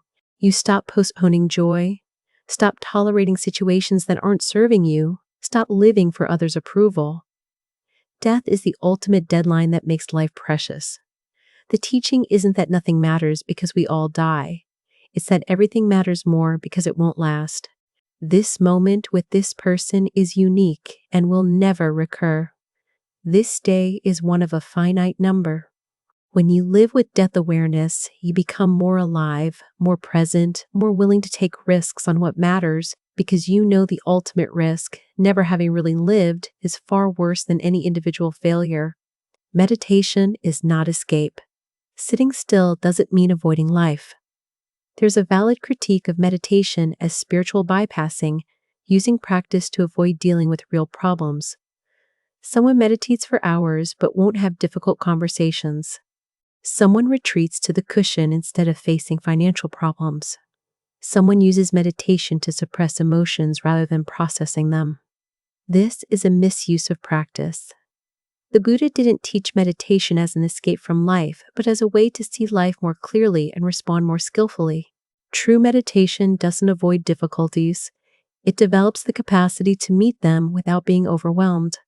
The person who meditates to avoid anger isn't practicing Buddhism, they're practicing suppression. The person who meditates to understand anger, to see its arising and passing, to notice what triggers it and how to respond skillfully, that's practice. Meditation trains the mind so that when you step off the cushion and encounter real life, you're more present, more patient, more able to act from wisdom rather than reactivity. The peace found in meditation should translate into how you live. If it doesn't, if your meditation creates a gulf between your cushion self and your life self, something's wrong. The practice should integrate, making you more capable of engaging with reality, not less. This means sometimes the most meditative action is not meditating. Sometimes you need to stop sitting and handle the situation that's causing you stress. Sometimes you need to stop processing your experience and just experience it. Meditation is one tool among many, powerful but not a replacement for the full range of human responses to life's complexities. Generosity doesn't require wealth. You always have something to give. Buddhism teaches dana, generosity, and makes it accessible to everyone regardless of material resources. You can give time, attention, kindness, forgiveness, space, skills. The person with no money can still practice generosity by offering a smile, by listening fully, by helping someone carry something. The generosity that matters most isn't the size of the gift, but the intention and the sacrifice. The small donation from someone with little means might be more significant than the large donation from someone with vast wealth. What matters is that you're training your mind to think beyond yourself, to notice others' needs, to move from scarcity mentality toward abundance. The practice is to look for opportunities to give throughout your day. Can you let someone merge in traffic? Can you compliment genuinely? Can you offer help before being asked? Can you forgive someone who doesn't deserve it? Each act of generosity weakens the grip of selfishness and strengthens your sense of connection with others. You're not doing it to get anything back, though often you will. You're doing it because generosity itself feels good, because it aligns with the truth of interdependence, because the alternative, living only for yourself, leads to isolation and suffering. The person who cannot give, even in small ways, lives in poverty regardless of wealth.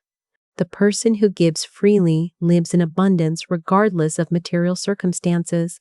Labels create limits. The names you give things shape how you see them.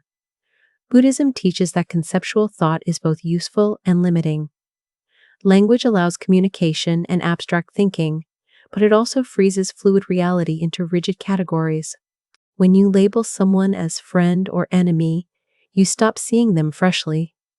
The enemy can't do anything right because you've decided who they are. The friend can't challenge you because you've defined the relationship. When you label an experience as bad, you reject it before understanding what it might teach. When you label yourself as anxious or depressed, you solidify a temporary state into an identity. The practice is to notice labels as they arise and hold them lightly. Yes, this is anger, but what is anger before you name it? Just sensations in the body, energy, heat. The label anger brings with it stories about what anger means, how long it should last, whether you're a bad person for feeling it. When you can experience the raw sensations without immediately layering labels onto them, you have more space, more freedom. The phenomenon is what it is, arising and passing without the weight of conceptual baggage. This doesn't mean never using concepts, that's impossible and impractical. It means recognizing that the map is not the territory. The word tree is not the actual tree. The label anger is not the actual experience. When you mistake labels for reality, you miss reality. You see your thoughts about things instead of things themselves. The practice of looking past labels toward direct experience is endlessly fresh because direct experience is always new, always now, never the same twice. Refuge is always available. In every moment, you can return to what's stable. Buddhism teaches taking refuge in the triple gem, the Buddha, the Dharma, and the Sangha, the awakened state, the teaching, the community. But on a practical level, taking refuge means returning to what's trustworthy when you're lost. When you're overwhelmed, you can take refuge in your breath, in the present moment, in your practice, in the understanding that this too shall pass. Refuge isn't escape. It's remembering what's true when you've forgotten. It's like a ship in a storm returning to port. The storm continues, but you're no longer tossed helplessly. You've found ground. The practice of taking refuge is simple but profound. When you notice your suffering, pause and consciously take refuge. Maybe you return to your breath, maybe you remember a teaching, maybe you recall that others have faced similar difficulties and found a way through. You're not solving the problem, you're stabilizing yourself so you can respond from clarity rather than panic. What you take refuge in matters. Taking refuge in substances, distractions, or other people's approval creates dependency on things that can't actually provide stability. Taking refuge in awareness, in truth, in your capacity to be present, these are resources that cannot be taken from you. The breath is always here. Awareness is always present. The present moment is the only time that exists. When everything else fails, you always have these. This is true refuge. Not a place to hide, but a foundation from which to engage with life from strength rather than desperation. Compassion requires boundaries. Kindness without wisdom enables harm. Buddhism teaches compassion, but not the doormat version that allows others to cause harm unchecked. True compassion includes both the wish for others' happiness and the wisdom to know what actually helps. Sometimes helping means saying no. The parent who gives their addicted child money is acting from love but not compassion. They're enabling behavior that will cause more suffering. Compassion would be refusing the money while offering genuine support for recovery. Sometimes compassion is fierce, confronting someone with truths they need to hear even when it's uncomfortable. The teacher who allows a student to coast isn't being kind, they're being neglectful. Real kindness demands effort from the student. The practice is to develop compassion that includes wisdom about boundaries. You can care about someone's well-being while refusing to participate in their dysfunction. You can want to help while recognizing that helping sometimes means allowing natural consequences. You can love someone while not tolerating harmful behavior. This isn't cold or cruel, it's mature compassion. The kind that serves long-term well-being over short-term comfort, that recognizes not every request should be granted, that understands enabling is often easier than actual help, but far less loving. Setting boundaries is an act of compassion for everyone involved, for the other person who needs to face reality, and for yourself whose well-being matters too. The person with no boundaries is eventually crushed by others' demands and ends up unable to help anyone, including themselves. Everything you need is within. External solutions to internal problems don't work. Buddhism points to an uncomfortable truth. The peace you're seeking won't be found in changed circumstances. Not the perfect relationship, perfect job, perfect body, perfect life. Those might be pleasant, but they won't give you what you think they will. Because what you're actually seeking is a quality of mind that doesn't depend on conditions. You've been looking outside for answers to internal questions. You feel incomplete and think a relationship will complete you, but completion isn't something another person can provide. You feel inadequate and think achievement will fix it, but adequacy is an internal stance. You feel restless and think the right place or situation will bring peace, but peace is available right now if you stop requiring external conditions. The practice is to stop seeking externally and start looking within, not in a metaphysical soul-searching way, but in a practical paying attention way. What is this feeling of lack really about? Can you be with it without immediately trying to fill it? What happens when you sit with discontentment instead of distracting from it?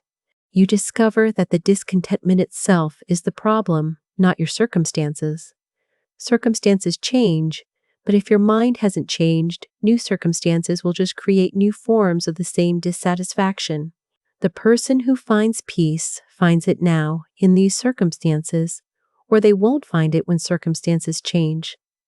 This doesn't mean you stop working to improve your life.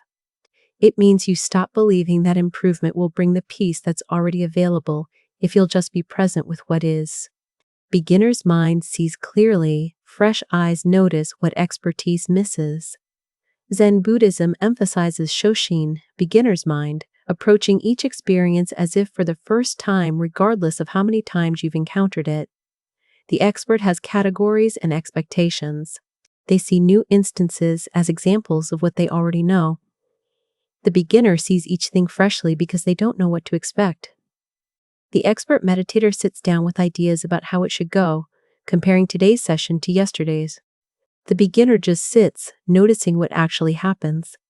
The expert in relationships thinks they know their partner, filling in their experience with assumptions.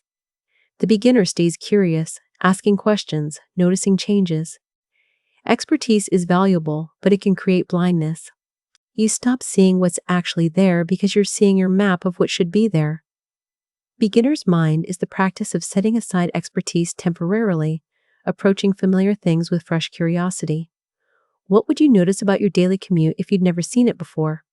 What would you discover about your breath if you'd never meditated? What would you learn about your partner if you met them today? This practice keeps life alive. Without it, everything becomes stale repetition. With it, the same experiences reveal new dimensions. The tea you've drunk 1,000 times has a unique flavor today if you're paying attention. The practice you've done for years still offers insights if you're approaching it freshly. The world is constantly new, constantly offering itself. but you'll miss it if you think you already know what you're seeing. Non-harm is the foundation. Ahimsa, non-violence, is where practice begins. Buddhism's first precept is to refrain from killing, but the principle extends to minimizing all harm. This isn't about perfect adherence to an impossible standard, it's about continually asking how you can reduce harm. You cannot live without causing some harm. Your existence requires resources. Your body kills bacteria constantly. Your food requires some level of suffering. The practice isn't guilt about inevitable harm, but conscious effort to minimize deliberate and unnecessary harm. This includes how you speak, not using words as weapons. How you think, not harboring malice even toward those who've harmed you. How you act, considering consequences beyond your immediate interests. The more you practice non-harm, the more sensitive you become to subtle forms of harm you didn't notice before. You see how your judgment harms others even when unspoken. How your impatience creates tension. How your demands place burdens. This growing sensitivity isn't neurotic guilt. It's increasing awareness of interdependence and impact. Non-harm also applies to yourself. The way you speak to yourself, the standards you hold yourself to, the self-destruction you engage in through substance abuse or overwork or self-neglect. True non-harm treats yourself with the same care you'd offer others. You cannot sustainably practice compassion for others while being cruel to yourself. The two are inseparable. When you stop being at war with yourself, non-harm toward others becomes natural. When you're not carrying the violence of self-hatred, you don't project it outward. Ahimsa creates the foundation of peace from which all other practice grows. Impermanence makes growth possible. If nothing changed, you'd be trapped forever. The same impermanence that makes loss inevitable also makes transformation possible. You are not stuck as who you've been. Your patterns, your mistakes, your suffering aren't permanent features. They're habits that can be changed because everything changes. This is liberating when you grasp it. The depression you feel now will not last. The anxiety that seems permanent is actually a process arising from conditions, and when conditions change, it will dissolve. The relationship that feels stuck can shift. The person you've been doesn't determine the person you'll become. The practice is to work with impermanence rather than against it. Instead of trying to freeze good experiences, appreciate them fully knowing they'll pass. Instead of being destroyed by difficult experiences, remember that they too will pass. Use the space that change creates to plant better seeds, to make different choices, to move in directions you actually want to go. Every moment is a new beginning because every moment previous patterns can be interrupted. You don't have to wait for perfect conditions or hit rock bottom or reach some future point. Right now, in this moment, you can choose differently than you've chosen before. That choice might be small, might not immediately transform everything, but it's a new condition planted. And conditions grow. The pattern you interrupt today becomes easier to interrupt tomorrow. The new choice you make now becomes more available later. Over time, small changes compound into genuine transformation. Impermanence is working for you if you work with it, offering endless opportunities to begin again. Listening is an act of love. Most people don't feel heard because most people don't actually listen. Buddhism teaches deep listening as a practice of compassion. Not listening to respond, not listening to judge, not listening while planning what you'll say next. Listening to genuinely understand what's being communicated beneath the words. When you truly listen to someone, you're offering them presence, attention, the gift of being witnessed. Most people are starved for this. They speak but aren't heard, surrounded by others who are waiting for their turn to talk rather than actually receiving what's being shared. The practice of deep listening transforms your relationships. When people feel heard by you, they trust you, open to you, feel valued. When you listen without judgment, people can be honest rather than defensive. When you listen for understanding rather than agreement, connection becomes possible even with very different perspectives. This practice requires setting aside your own agenda. You cannot truly listen while also constructing your response or defending your position. You have to be willing to receive what's being offered without immediately evaluating or fixing it. Just let the person speak. Notice what they're expressing. Ask clarifying questions, reflect back what you're hearing. Don't immediately offer solutions or share your own story, just listen. This is harder than it sounds because the ego wants to assert itself, to make the conversation about you, to demonstrate its knowledge or superiority. Listening requires ego to step back, and that's uncomfortable. But in that discomfort is the gift of genuine connection, the possibility of understanding another being, the practice of compassion in its most direct form. The observer is never observed. You are not the contents of your experience, but the awareness in which they appear. Buddhism points to a crucial distinction between experiences and the one experiencing.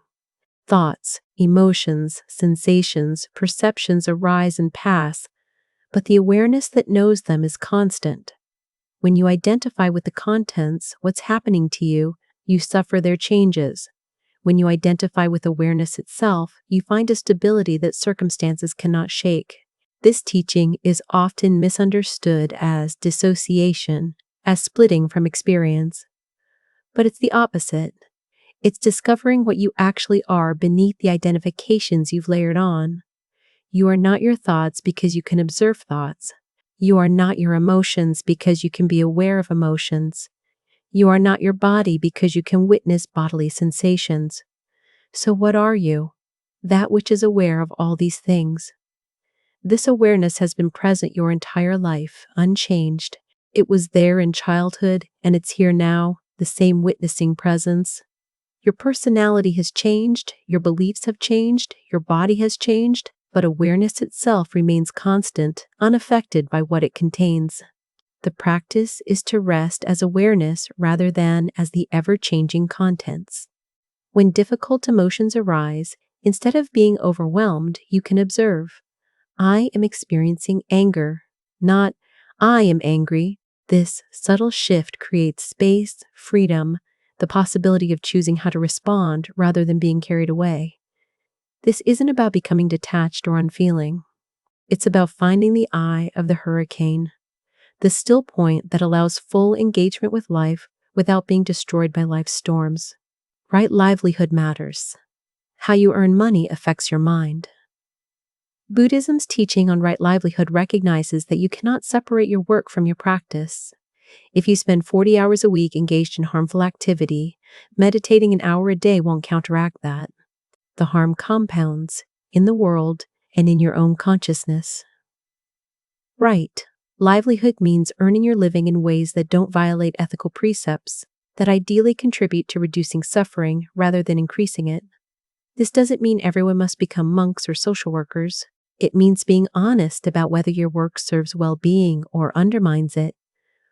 Working in weapons manufacturing or deceptive marketing or environmental destruction creates karma, shapes your mind, even if you're not personally pulling triggers or lying.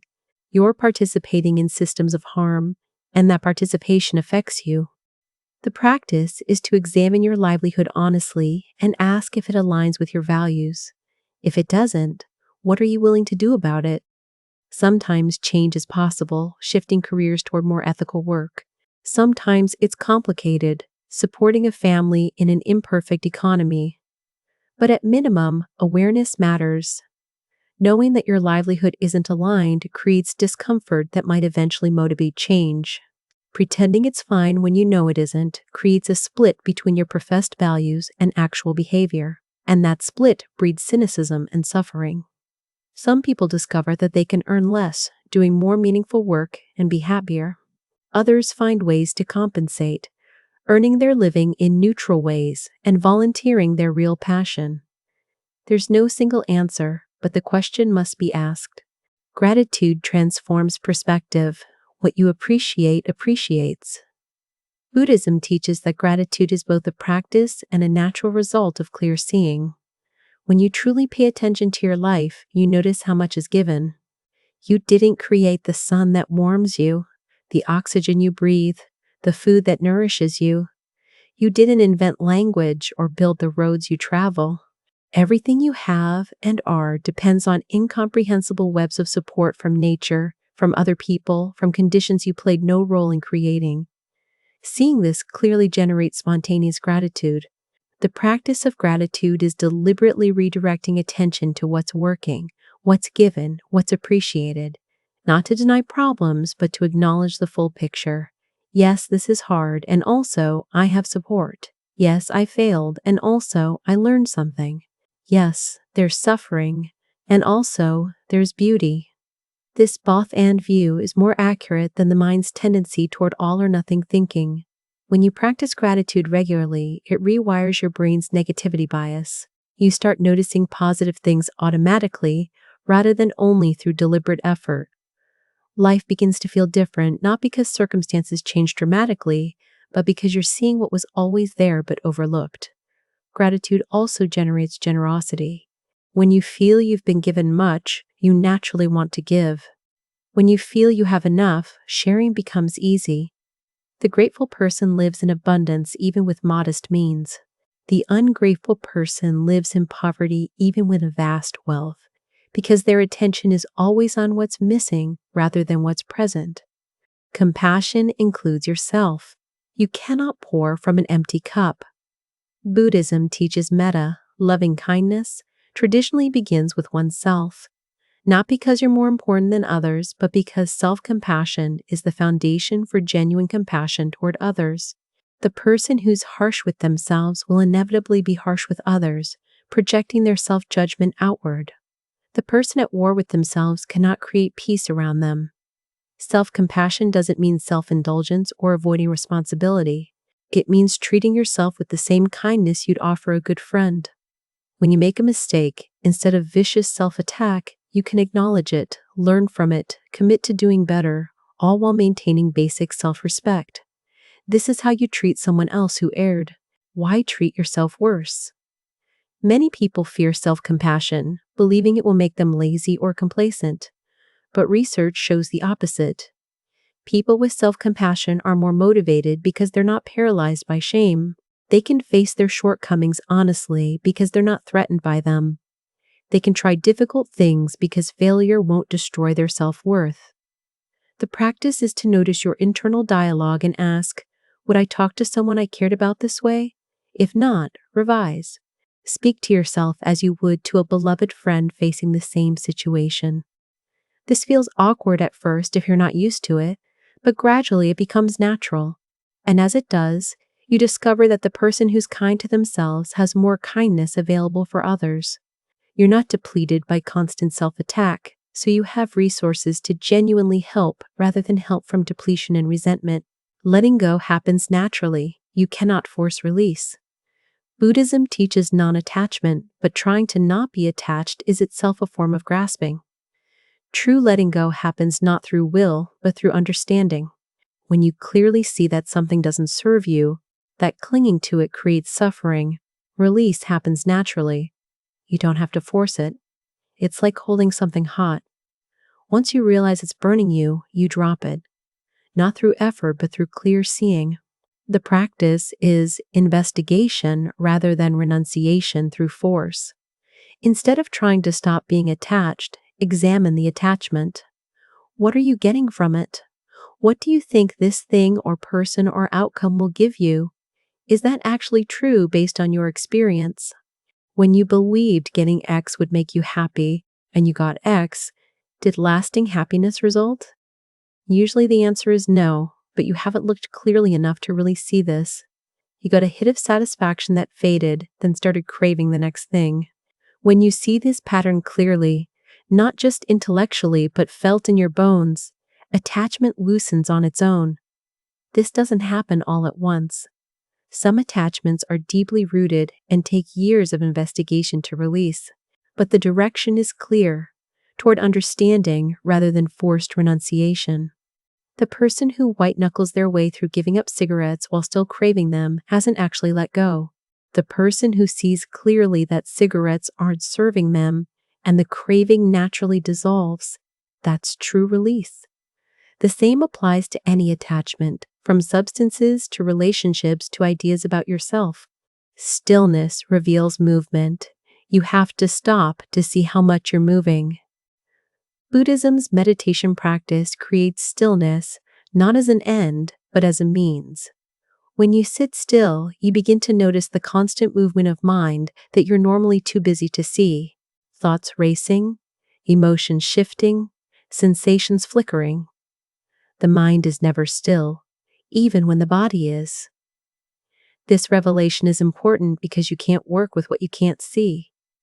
Once you see the mind's constant movement, you can begin to understand its patterns. You notice how certain triggers lead to certain thoughts, how certain thoughts generate certain emotions, how certain emotions lead to certain actions. You see the whole chain of conditioning that usually happens too fast to observe. Stillness also reveals the gaps between movements. Between thoughts, there's space. Between breaths, there's pause. These gaps are where peace lives, in the moments when nothing is happening, when the mind isn't generating problems or solving them, when you're simply present without agenda. The more you practice stillness, the more you can access these gaps in daily life. You're in conversation and there's a beat before you respond instead of automatic reaction. You're triggered and there's a moment before you act from the trigger. You're anxious and there's space around the anxiety rather than being consumed by it. Stillness is an absence of movement. It's the ground in which movement happens. Like the screen on which a movie plays, unaffected by the drama displayed on it. When you find this stillness within yourself, you become less thrown by life's movements. Not because nothing moves you, but because you've found what doesn't move beneath everything that does. The path is personal. No one can walk it for you. Buddhism offers teachings, techniques, and frameworks, but ultimately your awakening is your own work. The Buddha himself said he could only point the way, that each person must travel the path themselves. You cannot borrow someone else's realization or outsource your practice to a teacher or community. This is both liberating and terrifying. Liberating because it means you have agency, you're not dependent on external salvation. Terrifying because it means you're responsible. You cannot blame circumstances or wait for rescue. The practice is yours to do or not do. The results are yours to experience. What works for someone else might not work for you. One person finds peace through meditation, another through service, another through devotion. The Buddha offered multiple paths precisely because people are different. Your task is to discover what actually works for you, not what should work based on someone else's experience. This requires experimentation and honesty. You have to try practices genuinely, give them real effort, but also notice if they're bearing fruit. If something isn't working after sustained, sincere effort, it's okay to try something different. The path is not one size fits all. At the same time, you can't use this as an excuse to avoid difficult practice. Some things don't work because you're not really doing them, not because they're wrong for you. The balance is between genuine exploration and the discipline to stay with something long enough to see results. Teachers and community support the path, but they cannot walk it for you. Every step must be your own. Wholeness includes brokenness. You don't have to fix everything to be okay. Buddhism doesn't promise to make you perfect or eliminate all problems. It offers a different relationship with imperfection, one where you can be broken and whole simultaneously. This seems paradoxical until you realize that wholeness isn't about having no flaws. It's about accepting all parts of yourself, including the flawed ones. You have wounds, traumas, patterns that don't serve you. You will likely always have some of these. The work isn't to eliminate them all before you can be happy. It's to hold them with compassion, to work with what can be changed and accept what can't, to live fully even while imperfect. The person waiting to be fully healed before they live is waiting forever. Healing is a process without an endpoint. You can engage with life now, as you are, messy and incomplete. This teaching challenges the self-improvement narrative that says you're not good enough yet, that you need to become someone better before you deserve happiness or love. Buddhism says you're already complete, already Buddha nature, already whole. Yes, work with your conditioning, yes, develop wisdom, but don't mistake this for creating something you lack. You're uncovering what was always there, obscured by delusion. This perspective allows for growth without self-hatred, for change without rejection of who you are now. You can work to improve while accepting where you are.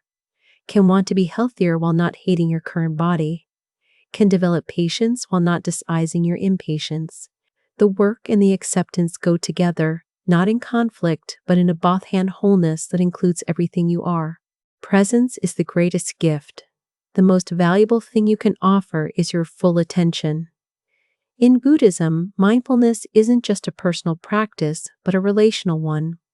When you're fully present with someone, not distracted, not planning your response, not judging, just there, you're offering them something rare and precious. Most people move through life only half present, minds elsewhere, bodies going through motions. To meet someone who's actually here, actually listening, actually engaged is transformative. The practice of presence in relationships means setting aside your agenda and simply being with the other person, not trying to fix them or change them or get something from them, just meeting them as they are in this moment. This requires surrender of control, acceptance that you cannot determine how the interaction goes. It requires vulnerability because presence means you might be touched, changed, challenged by genuine encounter. Many relationships are transactional rather than present. You interact to get something, validation, entertainment, assistance. But when you're present, the interaction itself becomes the value. Nothing needs to be accomplished. The simple fact of two beings meeting, seeing each other, sharing this moment is enough. This presence also applies to yourself. Can you be present with your own experience without constantly trying to fix it or escape it? Can you meet your sadness without immediately seeking distraction? Can you be with joy without grasping at it? Can you allow whatever's happening to be fully experienced rather than managed? Presence is the foundation of all practice, the ground from which everything else grows.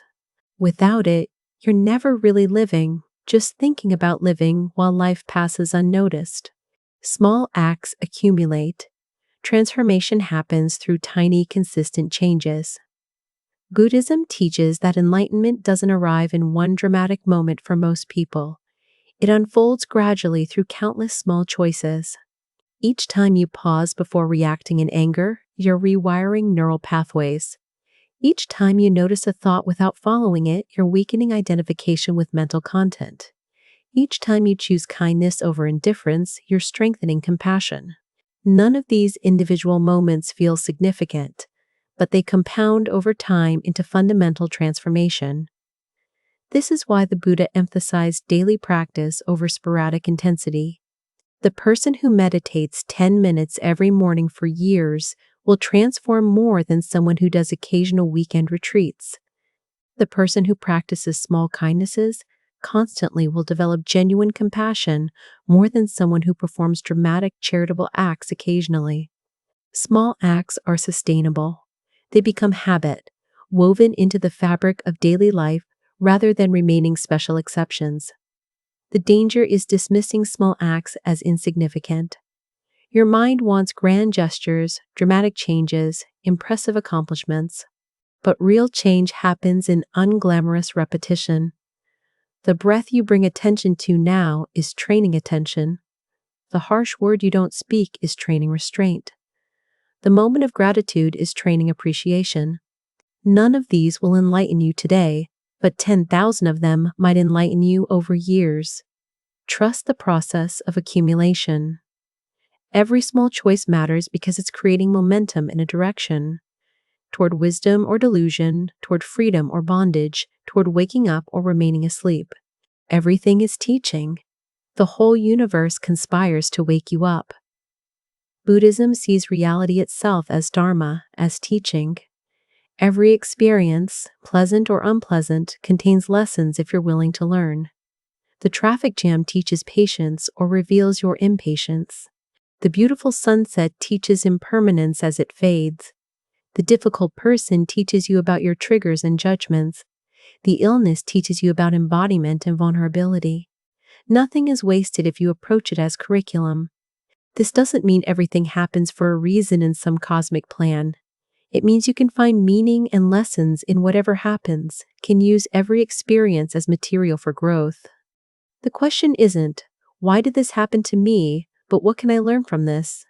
How is this revealing my attachments, my conditioning, my opportunities for development? When you adopt this perspective, victimhood becomes impossible. You're not being targeted by a cruel universe. You're being presented with endless opportunities to practice, to understand, to wake up. The person who cuts you off in traffic didn't ruin your day. They revealed your attachment to things going smoothly. The friend who betrayed you didn't destroy your peace. They showed you where your peace was dependent on external loyalty rather than internal stability. This isn't blaming victims or suggesting people deserve harm. It's recognizing that regardless of what happens, your response is where your power and practice live. You can meet every circumstance as a teacher, asking what it's here to show you. Life becomes a continuous retreat. Every moment an opportunity for awakening if you're paying attention. Suffering is optional, but pain is not. There's a crucial difference between what happens and your relationship to what happens. Buddhism distinguishes between pain, the inevitable discomfort of being human, and suffering, the mental anguish you add to pain through resistance and story. You will experience physical pain, loss, disappointment, aging, death. These are non-negotiable aspects of existence. But whether these painful experiences create suffering depends on how you meet them. Pain is the sensation in your back. Suffering is the story that this pain will never end, that you're broken, that life is unbearable. Pain is the loss of a relationship. Suffering is the narrative that you'll never love again, that you're unlovable, that this shouldn't have happened. The pain is real and often unavoidable. The suffering is optional, created by your resistance to what is and your stories about what it means. The practice is to separate pain from suffering by observing what's actually happening versus what your mind is adding. When you feel emotional pain, can you experience the raw sensations in your body without the layers of interpretation? When physical pain arises, can you feel it without the fear and resistance that amplify it? This doesn't make pain disappear, but it prevents pain from becoming suffering. You can be sad without the suffering of believing sadness is wrong. You can be in physical pain without the suffering of demanding it. Stop immediately. You can face difficulty without the suffering of believing you can't handle it. The Buddha never promised to eliminate pain, only to end suffering. By understanding this distinction and learning to meet pain without resistance, you discover a peace that can coexist with discomfort. The observer affects the observed. Your attention changes what it touches. Buddhism recognizes that consciousness is not passive observation, but active participation. When you bring mindful awareness to an experience, the experience changes. Anger observed mindfully loses some of its power. Anxiety noticed with compassion begins to soften. Even physical pain can shift when met with curious attention rather than resistance. This isn't magical thinking, it's how consciousness works. The act of observing creates space, a gap between stimulus and response where choice becomes possible. When you're lost in an emotion, you are that emotion. When you observe the emotion, there's suddenly you and the emotion, subject and object, and in that space is freedom. The practice is to bring this observing awareness to everything, thoughts, emotions, sensations, reactions, not to make them go away, but to change your relationship with them. You're no longer helplessly swept along, you're witnessing the flow of experience from a place of stability. This witnessing presence is always available. You can access it right now by simply noticing, what am I experiencing? The question itself creates observer and observed. Suddenly there's space where before there was only identification. This practice transforms suffering not by eliminating difficult experiences, but by changing how you relate to them. You can be angry while knowing you're not your anger. Can be anxious while knowing anxiety is just a temporary visitor. Can be in pain while knowing you're the awareness in which pain appears, not the pain itself. Renunciation creates space for what matters. Saying no to what doesn't serve you creates room for what does. Buddhism's teaching on renunciation is often misunderstood as deprivation, but it's actually about prioritization. Your time, energy, and attention are finite. Every yes to something is a no to something else. When you say yes to endless scrolling, you're saying no to reading or conversation or rest. When you say yes to toxic relationships, you're saying no to nourishing ones. When you say yes to mindless consumption, you're saying no to meaningful creation. Renunciation is the conscious choice to say no to what doesn't align with your deepest values so you can say yes to what does. The practice is to regularly examine your life and ask, what am I spending time and energy on that doesn't actually matter to me? What would I need to release to make space for what I claim to care about? This requires honesty because often you'll discover you're investing heavily in things you don't actually value, driven by habit, social pressure, or avoidance. Real renunciation feels liberating, not restrictive. When you stop doing something that was draining you, even if it seemed important, you feel lighter. When you release a commitment that was born from obligation rather than genuine care, you find freedom. The things worth renouncing are the ones that, if you're honest, you'll realize were burdens disguised as necessities. This doesn't mean renouncing everything, becoming a minimalist monk. It means being intentional about what you include in your life, saying no to the good so you can say yes to the great, creating space for what truly nourishes you rather than filling every gap with whatever's available. Everything arises from conditions. Nothing exists independently. Buddhism's teaching of dependent origination reveals that every phenomenon arises from countless causes and conditions coming together. You are not a self-made person. You're the result of parents, culture, genetics, education, experiences, historical moment, and infinite other factors you had no control over. Even your thoughts aren't truly yours. They arise from conditioning, memory, external input, brain chemistry. This teaching has profound implications for understanding yourself and others. When you see that behavior arises from conditions, blame and pride both dissolve. You can't take full credit for your successes because they depended on advantages and opportunities you didn't create. You can't fully blame others for their failures because they're acting from conditioning and circumstances you don't fully understand. This isn't moral relativism or refusing accountability. It's seeing clearly what's actually happening. You're responsible for your choices, even though those choices arise from conditions. The practice is to investigate the conditions creating your experience. When you're angry, what conditions led to this anger? What beliefs, what expectations, what triggers? When you see the conditions clearly, you can work with them. You can change beliefs, adjust expectations, reduce exposure to triggers. When you understand that others' behavior also arises from conditions, compassion becomes possible even toward those who harm you. They're not evil, they're confused, acting from their own conditioning. This doesn't excuse harm, but it contextualizes it, making space for response without hatred. The middle way applies to practice itself. Even spiritual seeking can become excessive. Buddhism warns against spiritual materialism, treating practice as another achievement project. You can become as attached to meditation experiences as to money, as identified with being a Buddhist as with any other identity, as proud of your spiritual accomplishments as any worldly success. This misses the point entirely. The path is meant to free you from attachment, not create new attachments.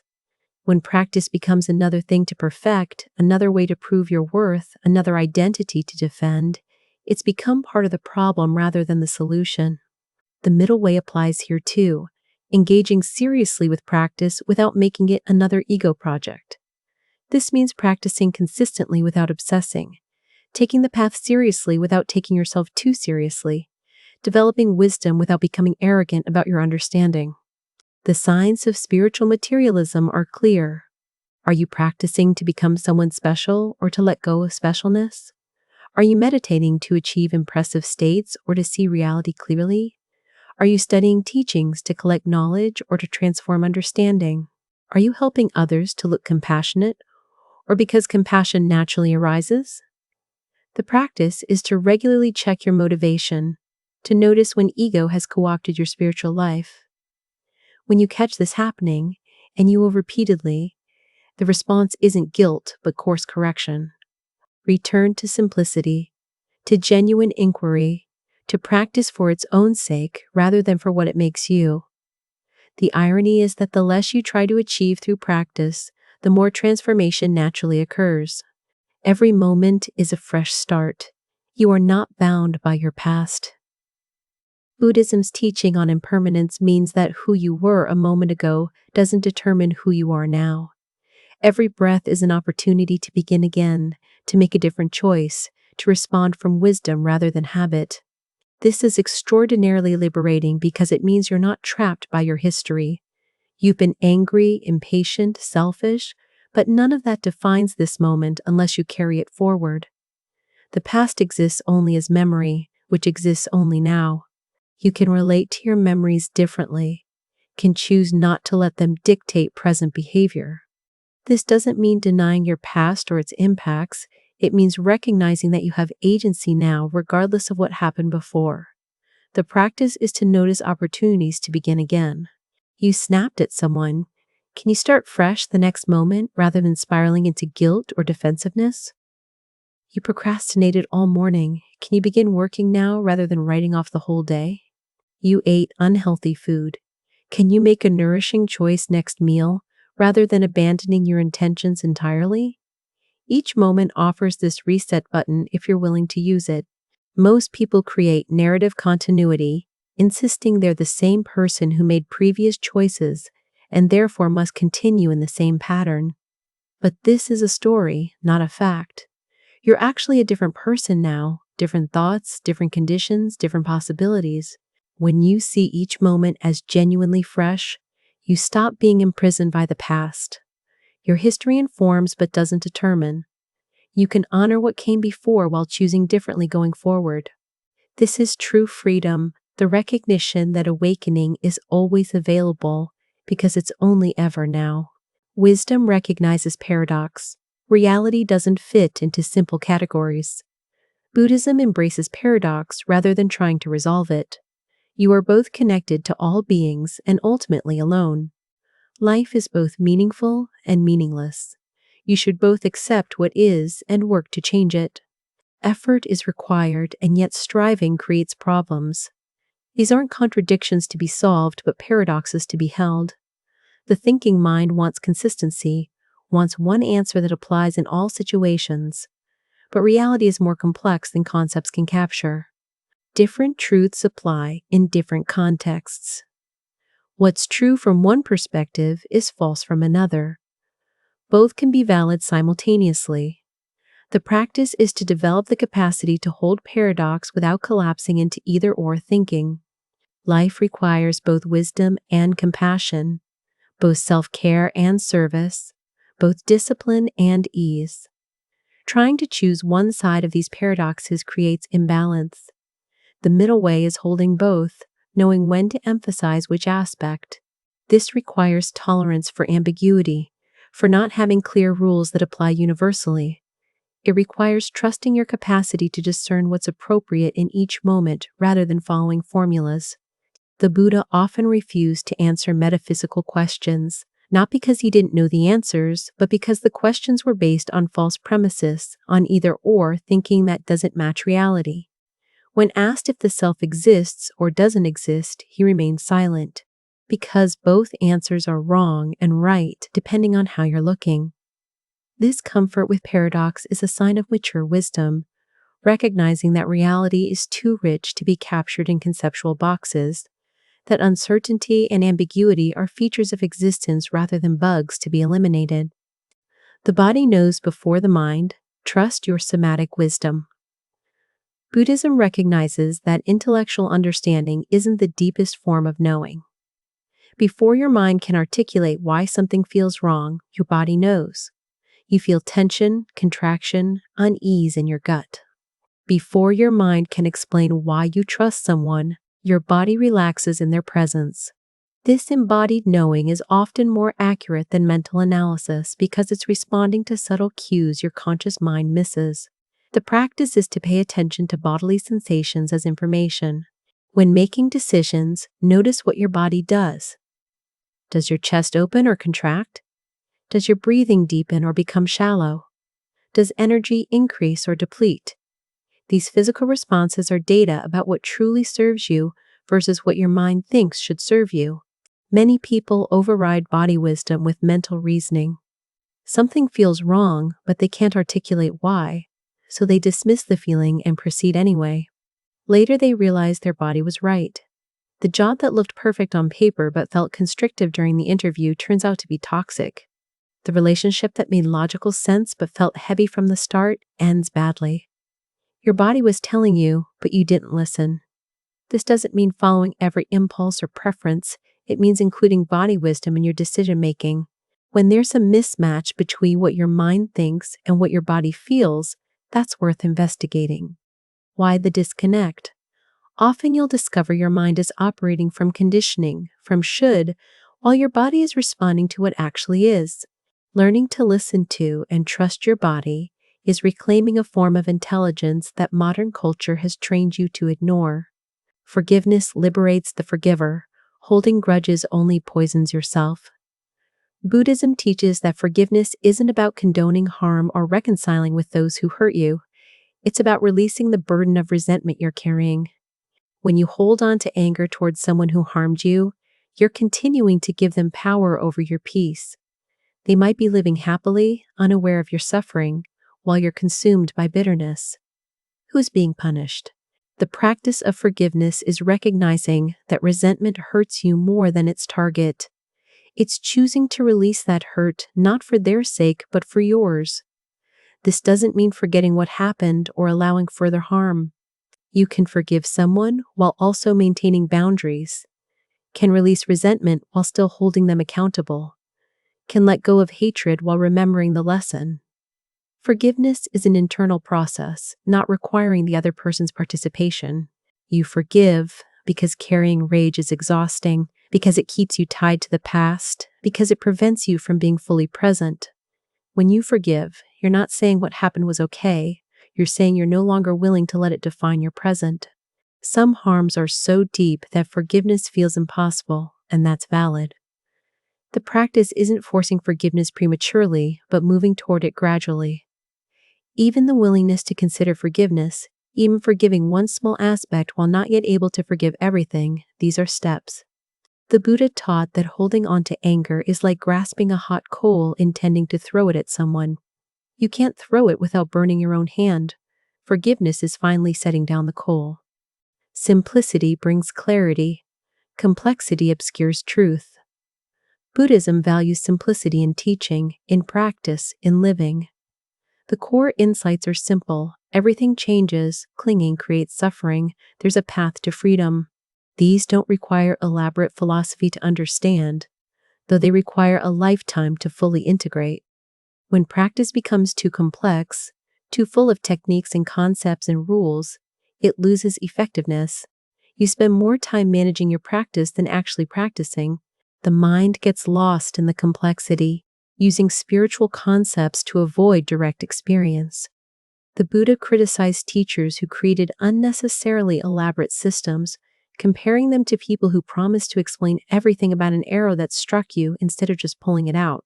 When you're suffering, you don't need complex analysis, you need practical response. The practice is to return to simplicity regularly. What's actually essential versus what's extra. Can you strip your practice down to basics and see if you're actually doing those basics consistently? Often, people have elaborate practices they're not really doing while missing simple fundamentals.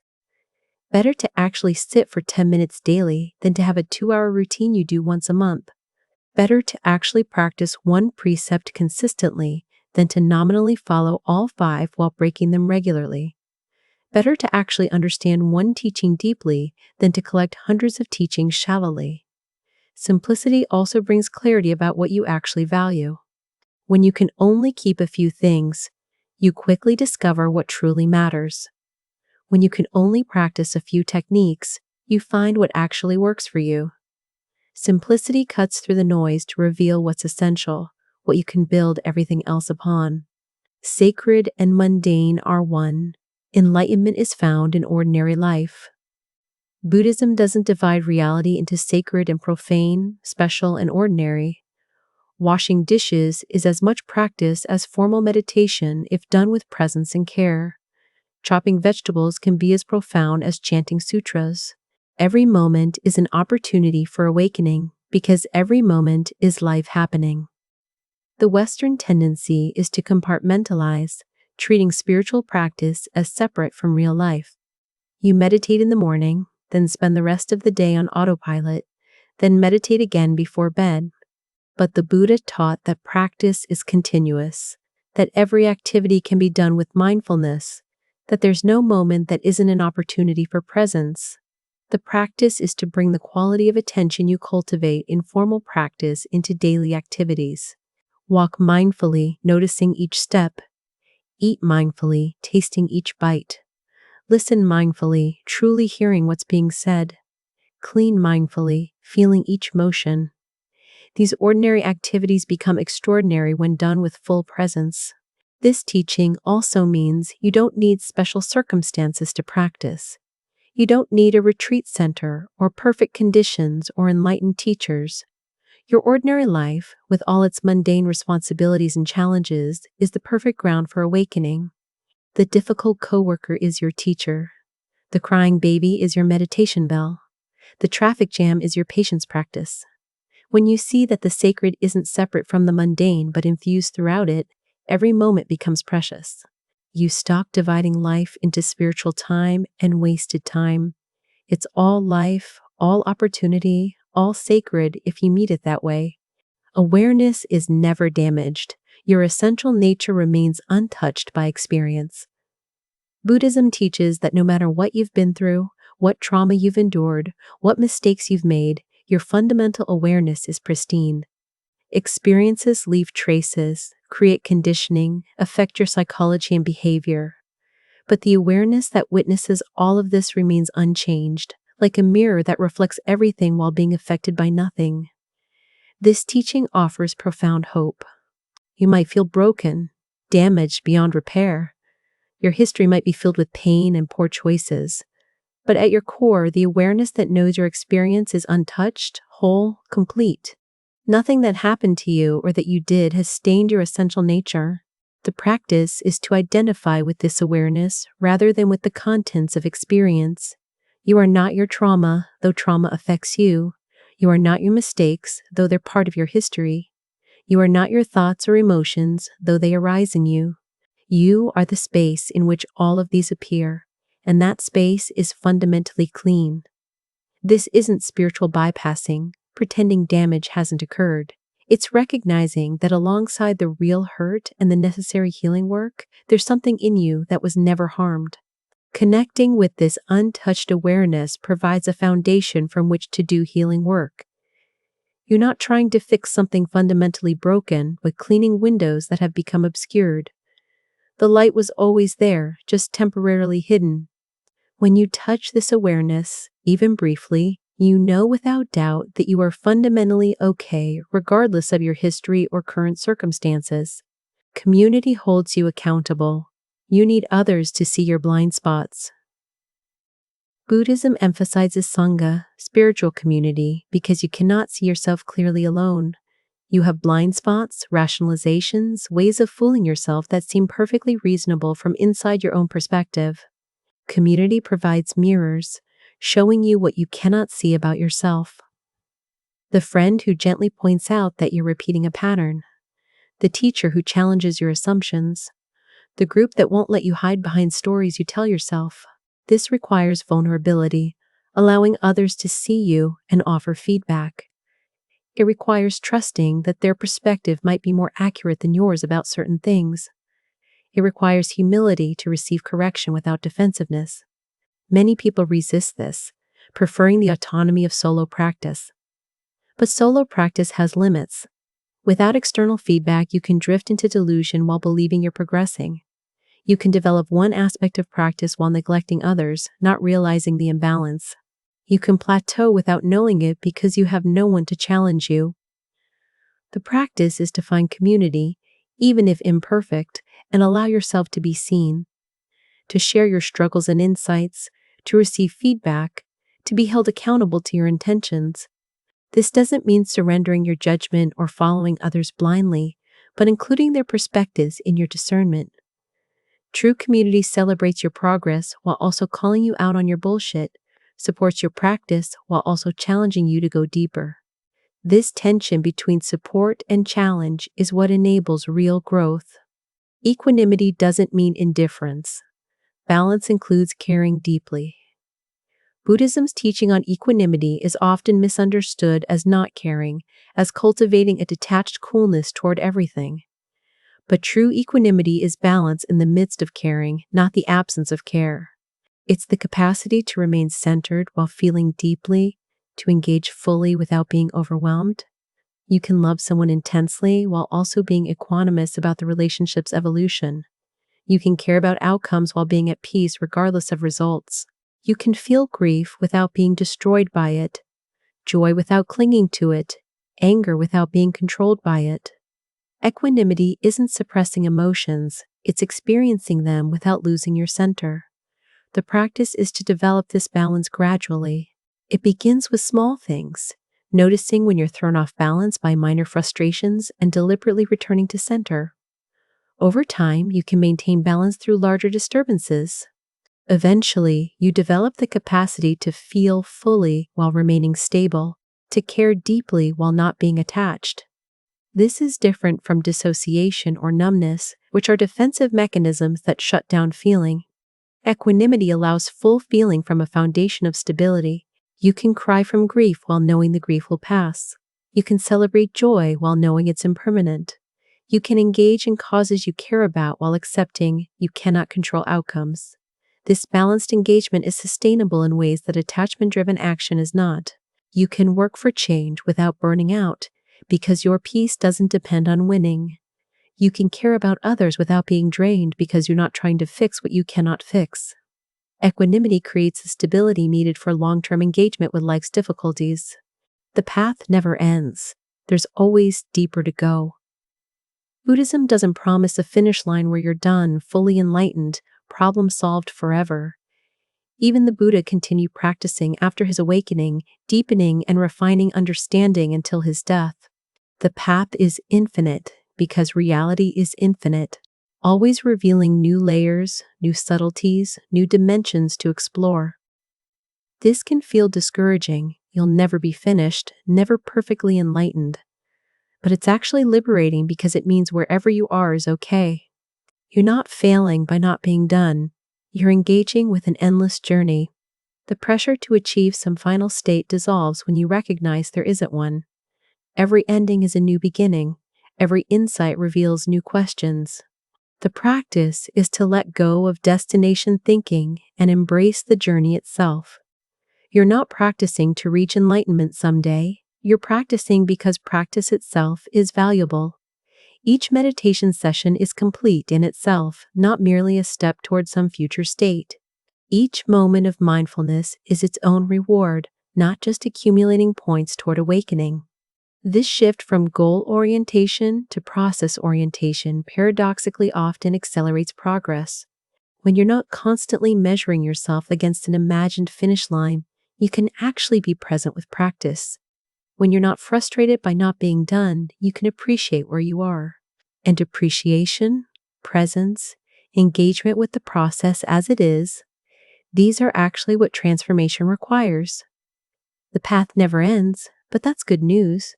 It means you'll never exhaust the richness available, never run out of new discoveries, never finish learning how to be fully alive. Vulnerability is strength. Opening your heart requires courage. Buddhism recognizes that the person who can be vulnerable, who can feel fully, who can allow themselves to be touched by life, is far stronger than the person who armors their heart. Vulnerability isn't weakness, it's the willingness to be affected, to not know, to feel pain without shutting down. This takes tremendous strength. The defended person appears strong, impervious to hurt.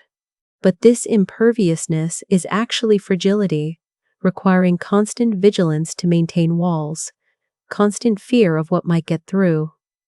True strength is the capacity to be open while knowing you'll sometimes be hurt, to love while knowing you'll experience loss, to try while knowing you might fail. The practice is to gradually soften protective barriers you've erected. This doesn't mean removing all boundaries or allowing harm. It means discerning where your protection is necessary versus where it's preventing connection and aliveness. Often you'll discover you're defending against dangers that no longer exist, maintaining childhood adaptations in adult situations that don't require them. As you soften, you become more accessible to others, more capable of intimacy, more alive to both joy and pain. You also become more authentic because you're not constantly performing invulnerability. You can admit you don't know, can ask for help, can express fear or sadness without shame. This authenticity creates deeper connections than any performance of strength ever could. The Buddhist teacher who admits their struggles is more helpful than one who pretends perfect enlightenment. The friend who can be vulnerable with you creates space for you to be vulnerable in return. Strength isn't never falling, it's falling and getting back up. It's not never hurting, it's hurting and remaining open anyway. Intention matters more than outcome. You control your effort, not the results. Buddhism teaches that you're responsible for your actions and intentions, but not for outcomes, which depend on countless conditions beyond your control. This is freeing because it means you can have integrity regardless of results. You can act skillfully even when circumstances don't cooperate, can do your best even when your best isn't enough, can maintain ethical behavior even when others don't. The practice is to focus on what's actually in your hands, your motivation, your effort, your conduct. Did you act from wisdom or delusion? From compassion or selfishness? With care or carelessness? These are what matter because these are what shape your mind and future tendencies. When you're attached to outcomes, you're vulnerable to circumstances. The project fails and you feel like a failure. The person rejects you and you feel rejected. Your worth becomes contingent on things you cannot control. But when your sense of integrity is based on your intentions and efforts, it's stable. You know you did your best with good intentions, and that's enough regardless of results. This doesn't mean being passive about outcomes or not caring whether you succeed. It means caring fully while holding results lightly, giving your best effort while accepting you cannot guarantee success. The artist creates with full passion while releasing attachment to how the work is received. The activist works for justice while accepting they might not see change in their lifetime. The parent raises their child with love and wisdom while knowing the child's choices are ultimately their own. When you focus on intention over outcome, action becomes intrinsically meaningful rather than merely instrumental. You're not doing something only to get results. You're doing it because it's the right thing to do, because it aligns with your values, because the action itself has integrity regardless of where it leads. You are already complete. Nothing needs to be added to your essential nature. Buddhism's final teaching is perhaps its most radical. You are already Buddha, already enlightened, already complete. Not in some future state after years of practice, but right now, exactly as you are. The practice isn't creating something new, but uncovering what was always present, removing the obscurations that prevent you from seeing your own nature. This is why the path is called awakening rather than achieving or becoming. You're not becoming something you weren't. You're waking up to what you've always been but forgot. Like the person searching everywhere for glasses perched on their head, you're looking for what you already have. The practice reveals this gradually. You catch glimpses, moments when the sense of deficiency drops away and you simply are, complete, whole, needing nothing. Then the mind's habits reassert and you feel lacking again. But with practice, the glimpses lengthen, the recognition deepens. You begin to trust that your okayness doesn't depend on fixing yourself or your life, that beneath all the drama and striving is a fundamental wellness, an intrinsic completeness that circumstances cannot touch. This teaching isn't permission to stop practicing. You still practice, but from a different motivation. Not to become complete, but to express your completeness more fully, to remove what's obscuring it. Not to achieve enlightenment, but to live from the enlightenment that is your nature. Not to become worthy, but to recognize the worth you've always had. This shift from becoming to being, from achieving to recognizing, from building to uncovering, this is the ultimate freedom Buddhism offers. You can stop the exhausting project of self-improvement and rest in the simple fact of your existence, which has always been and will always be enough.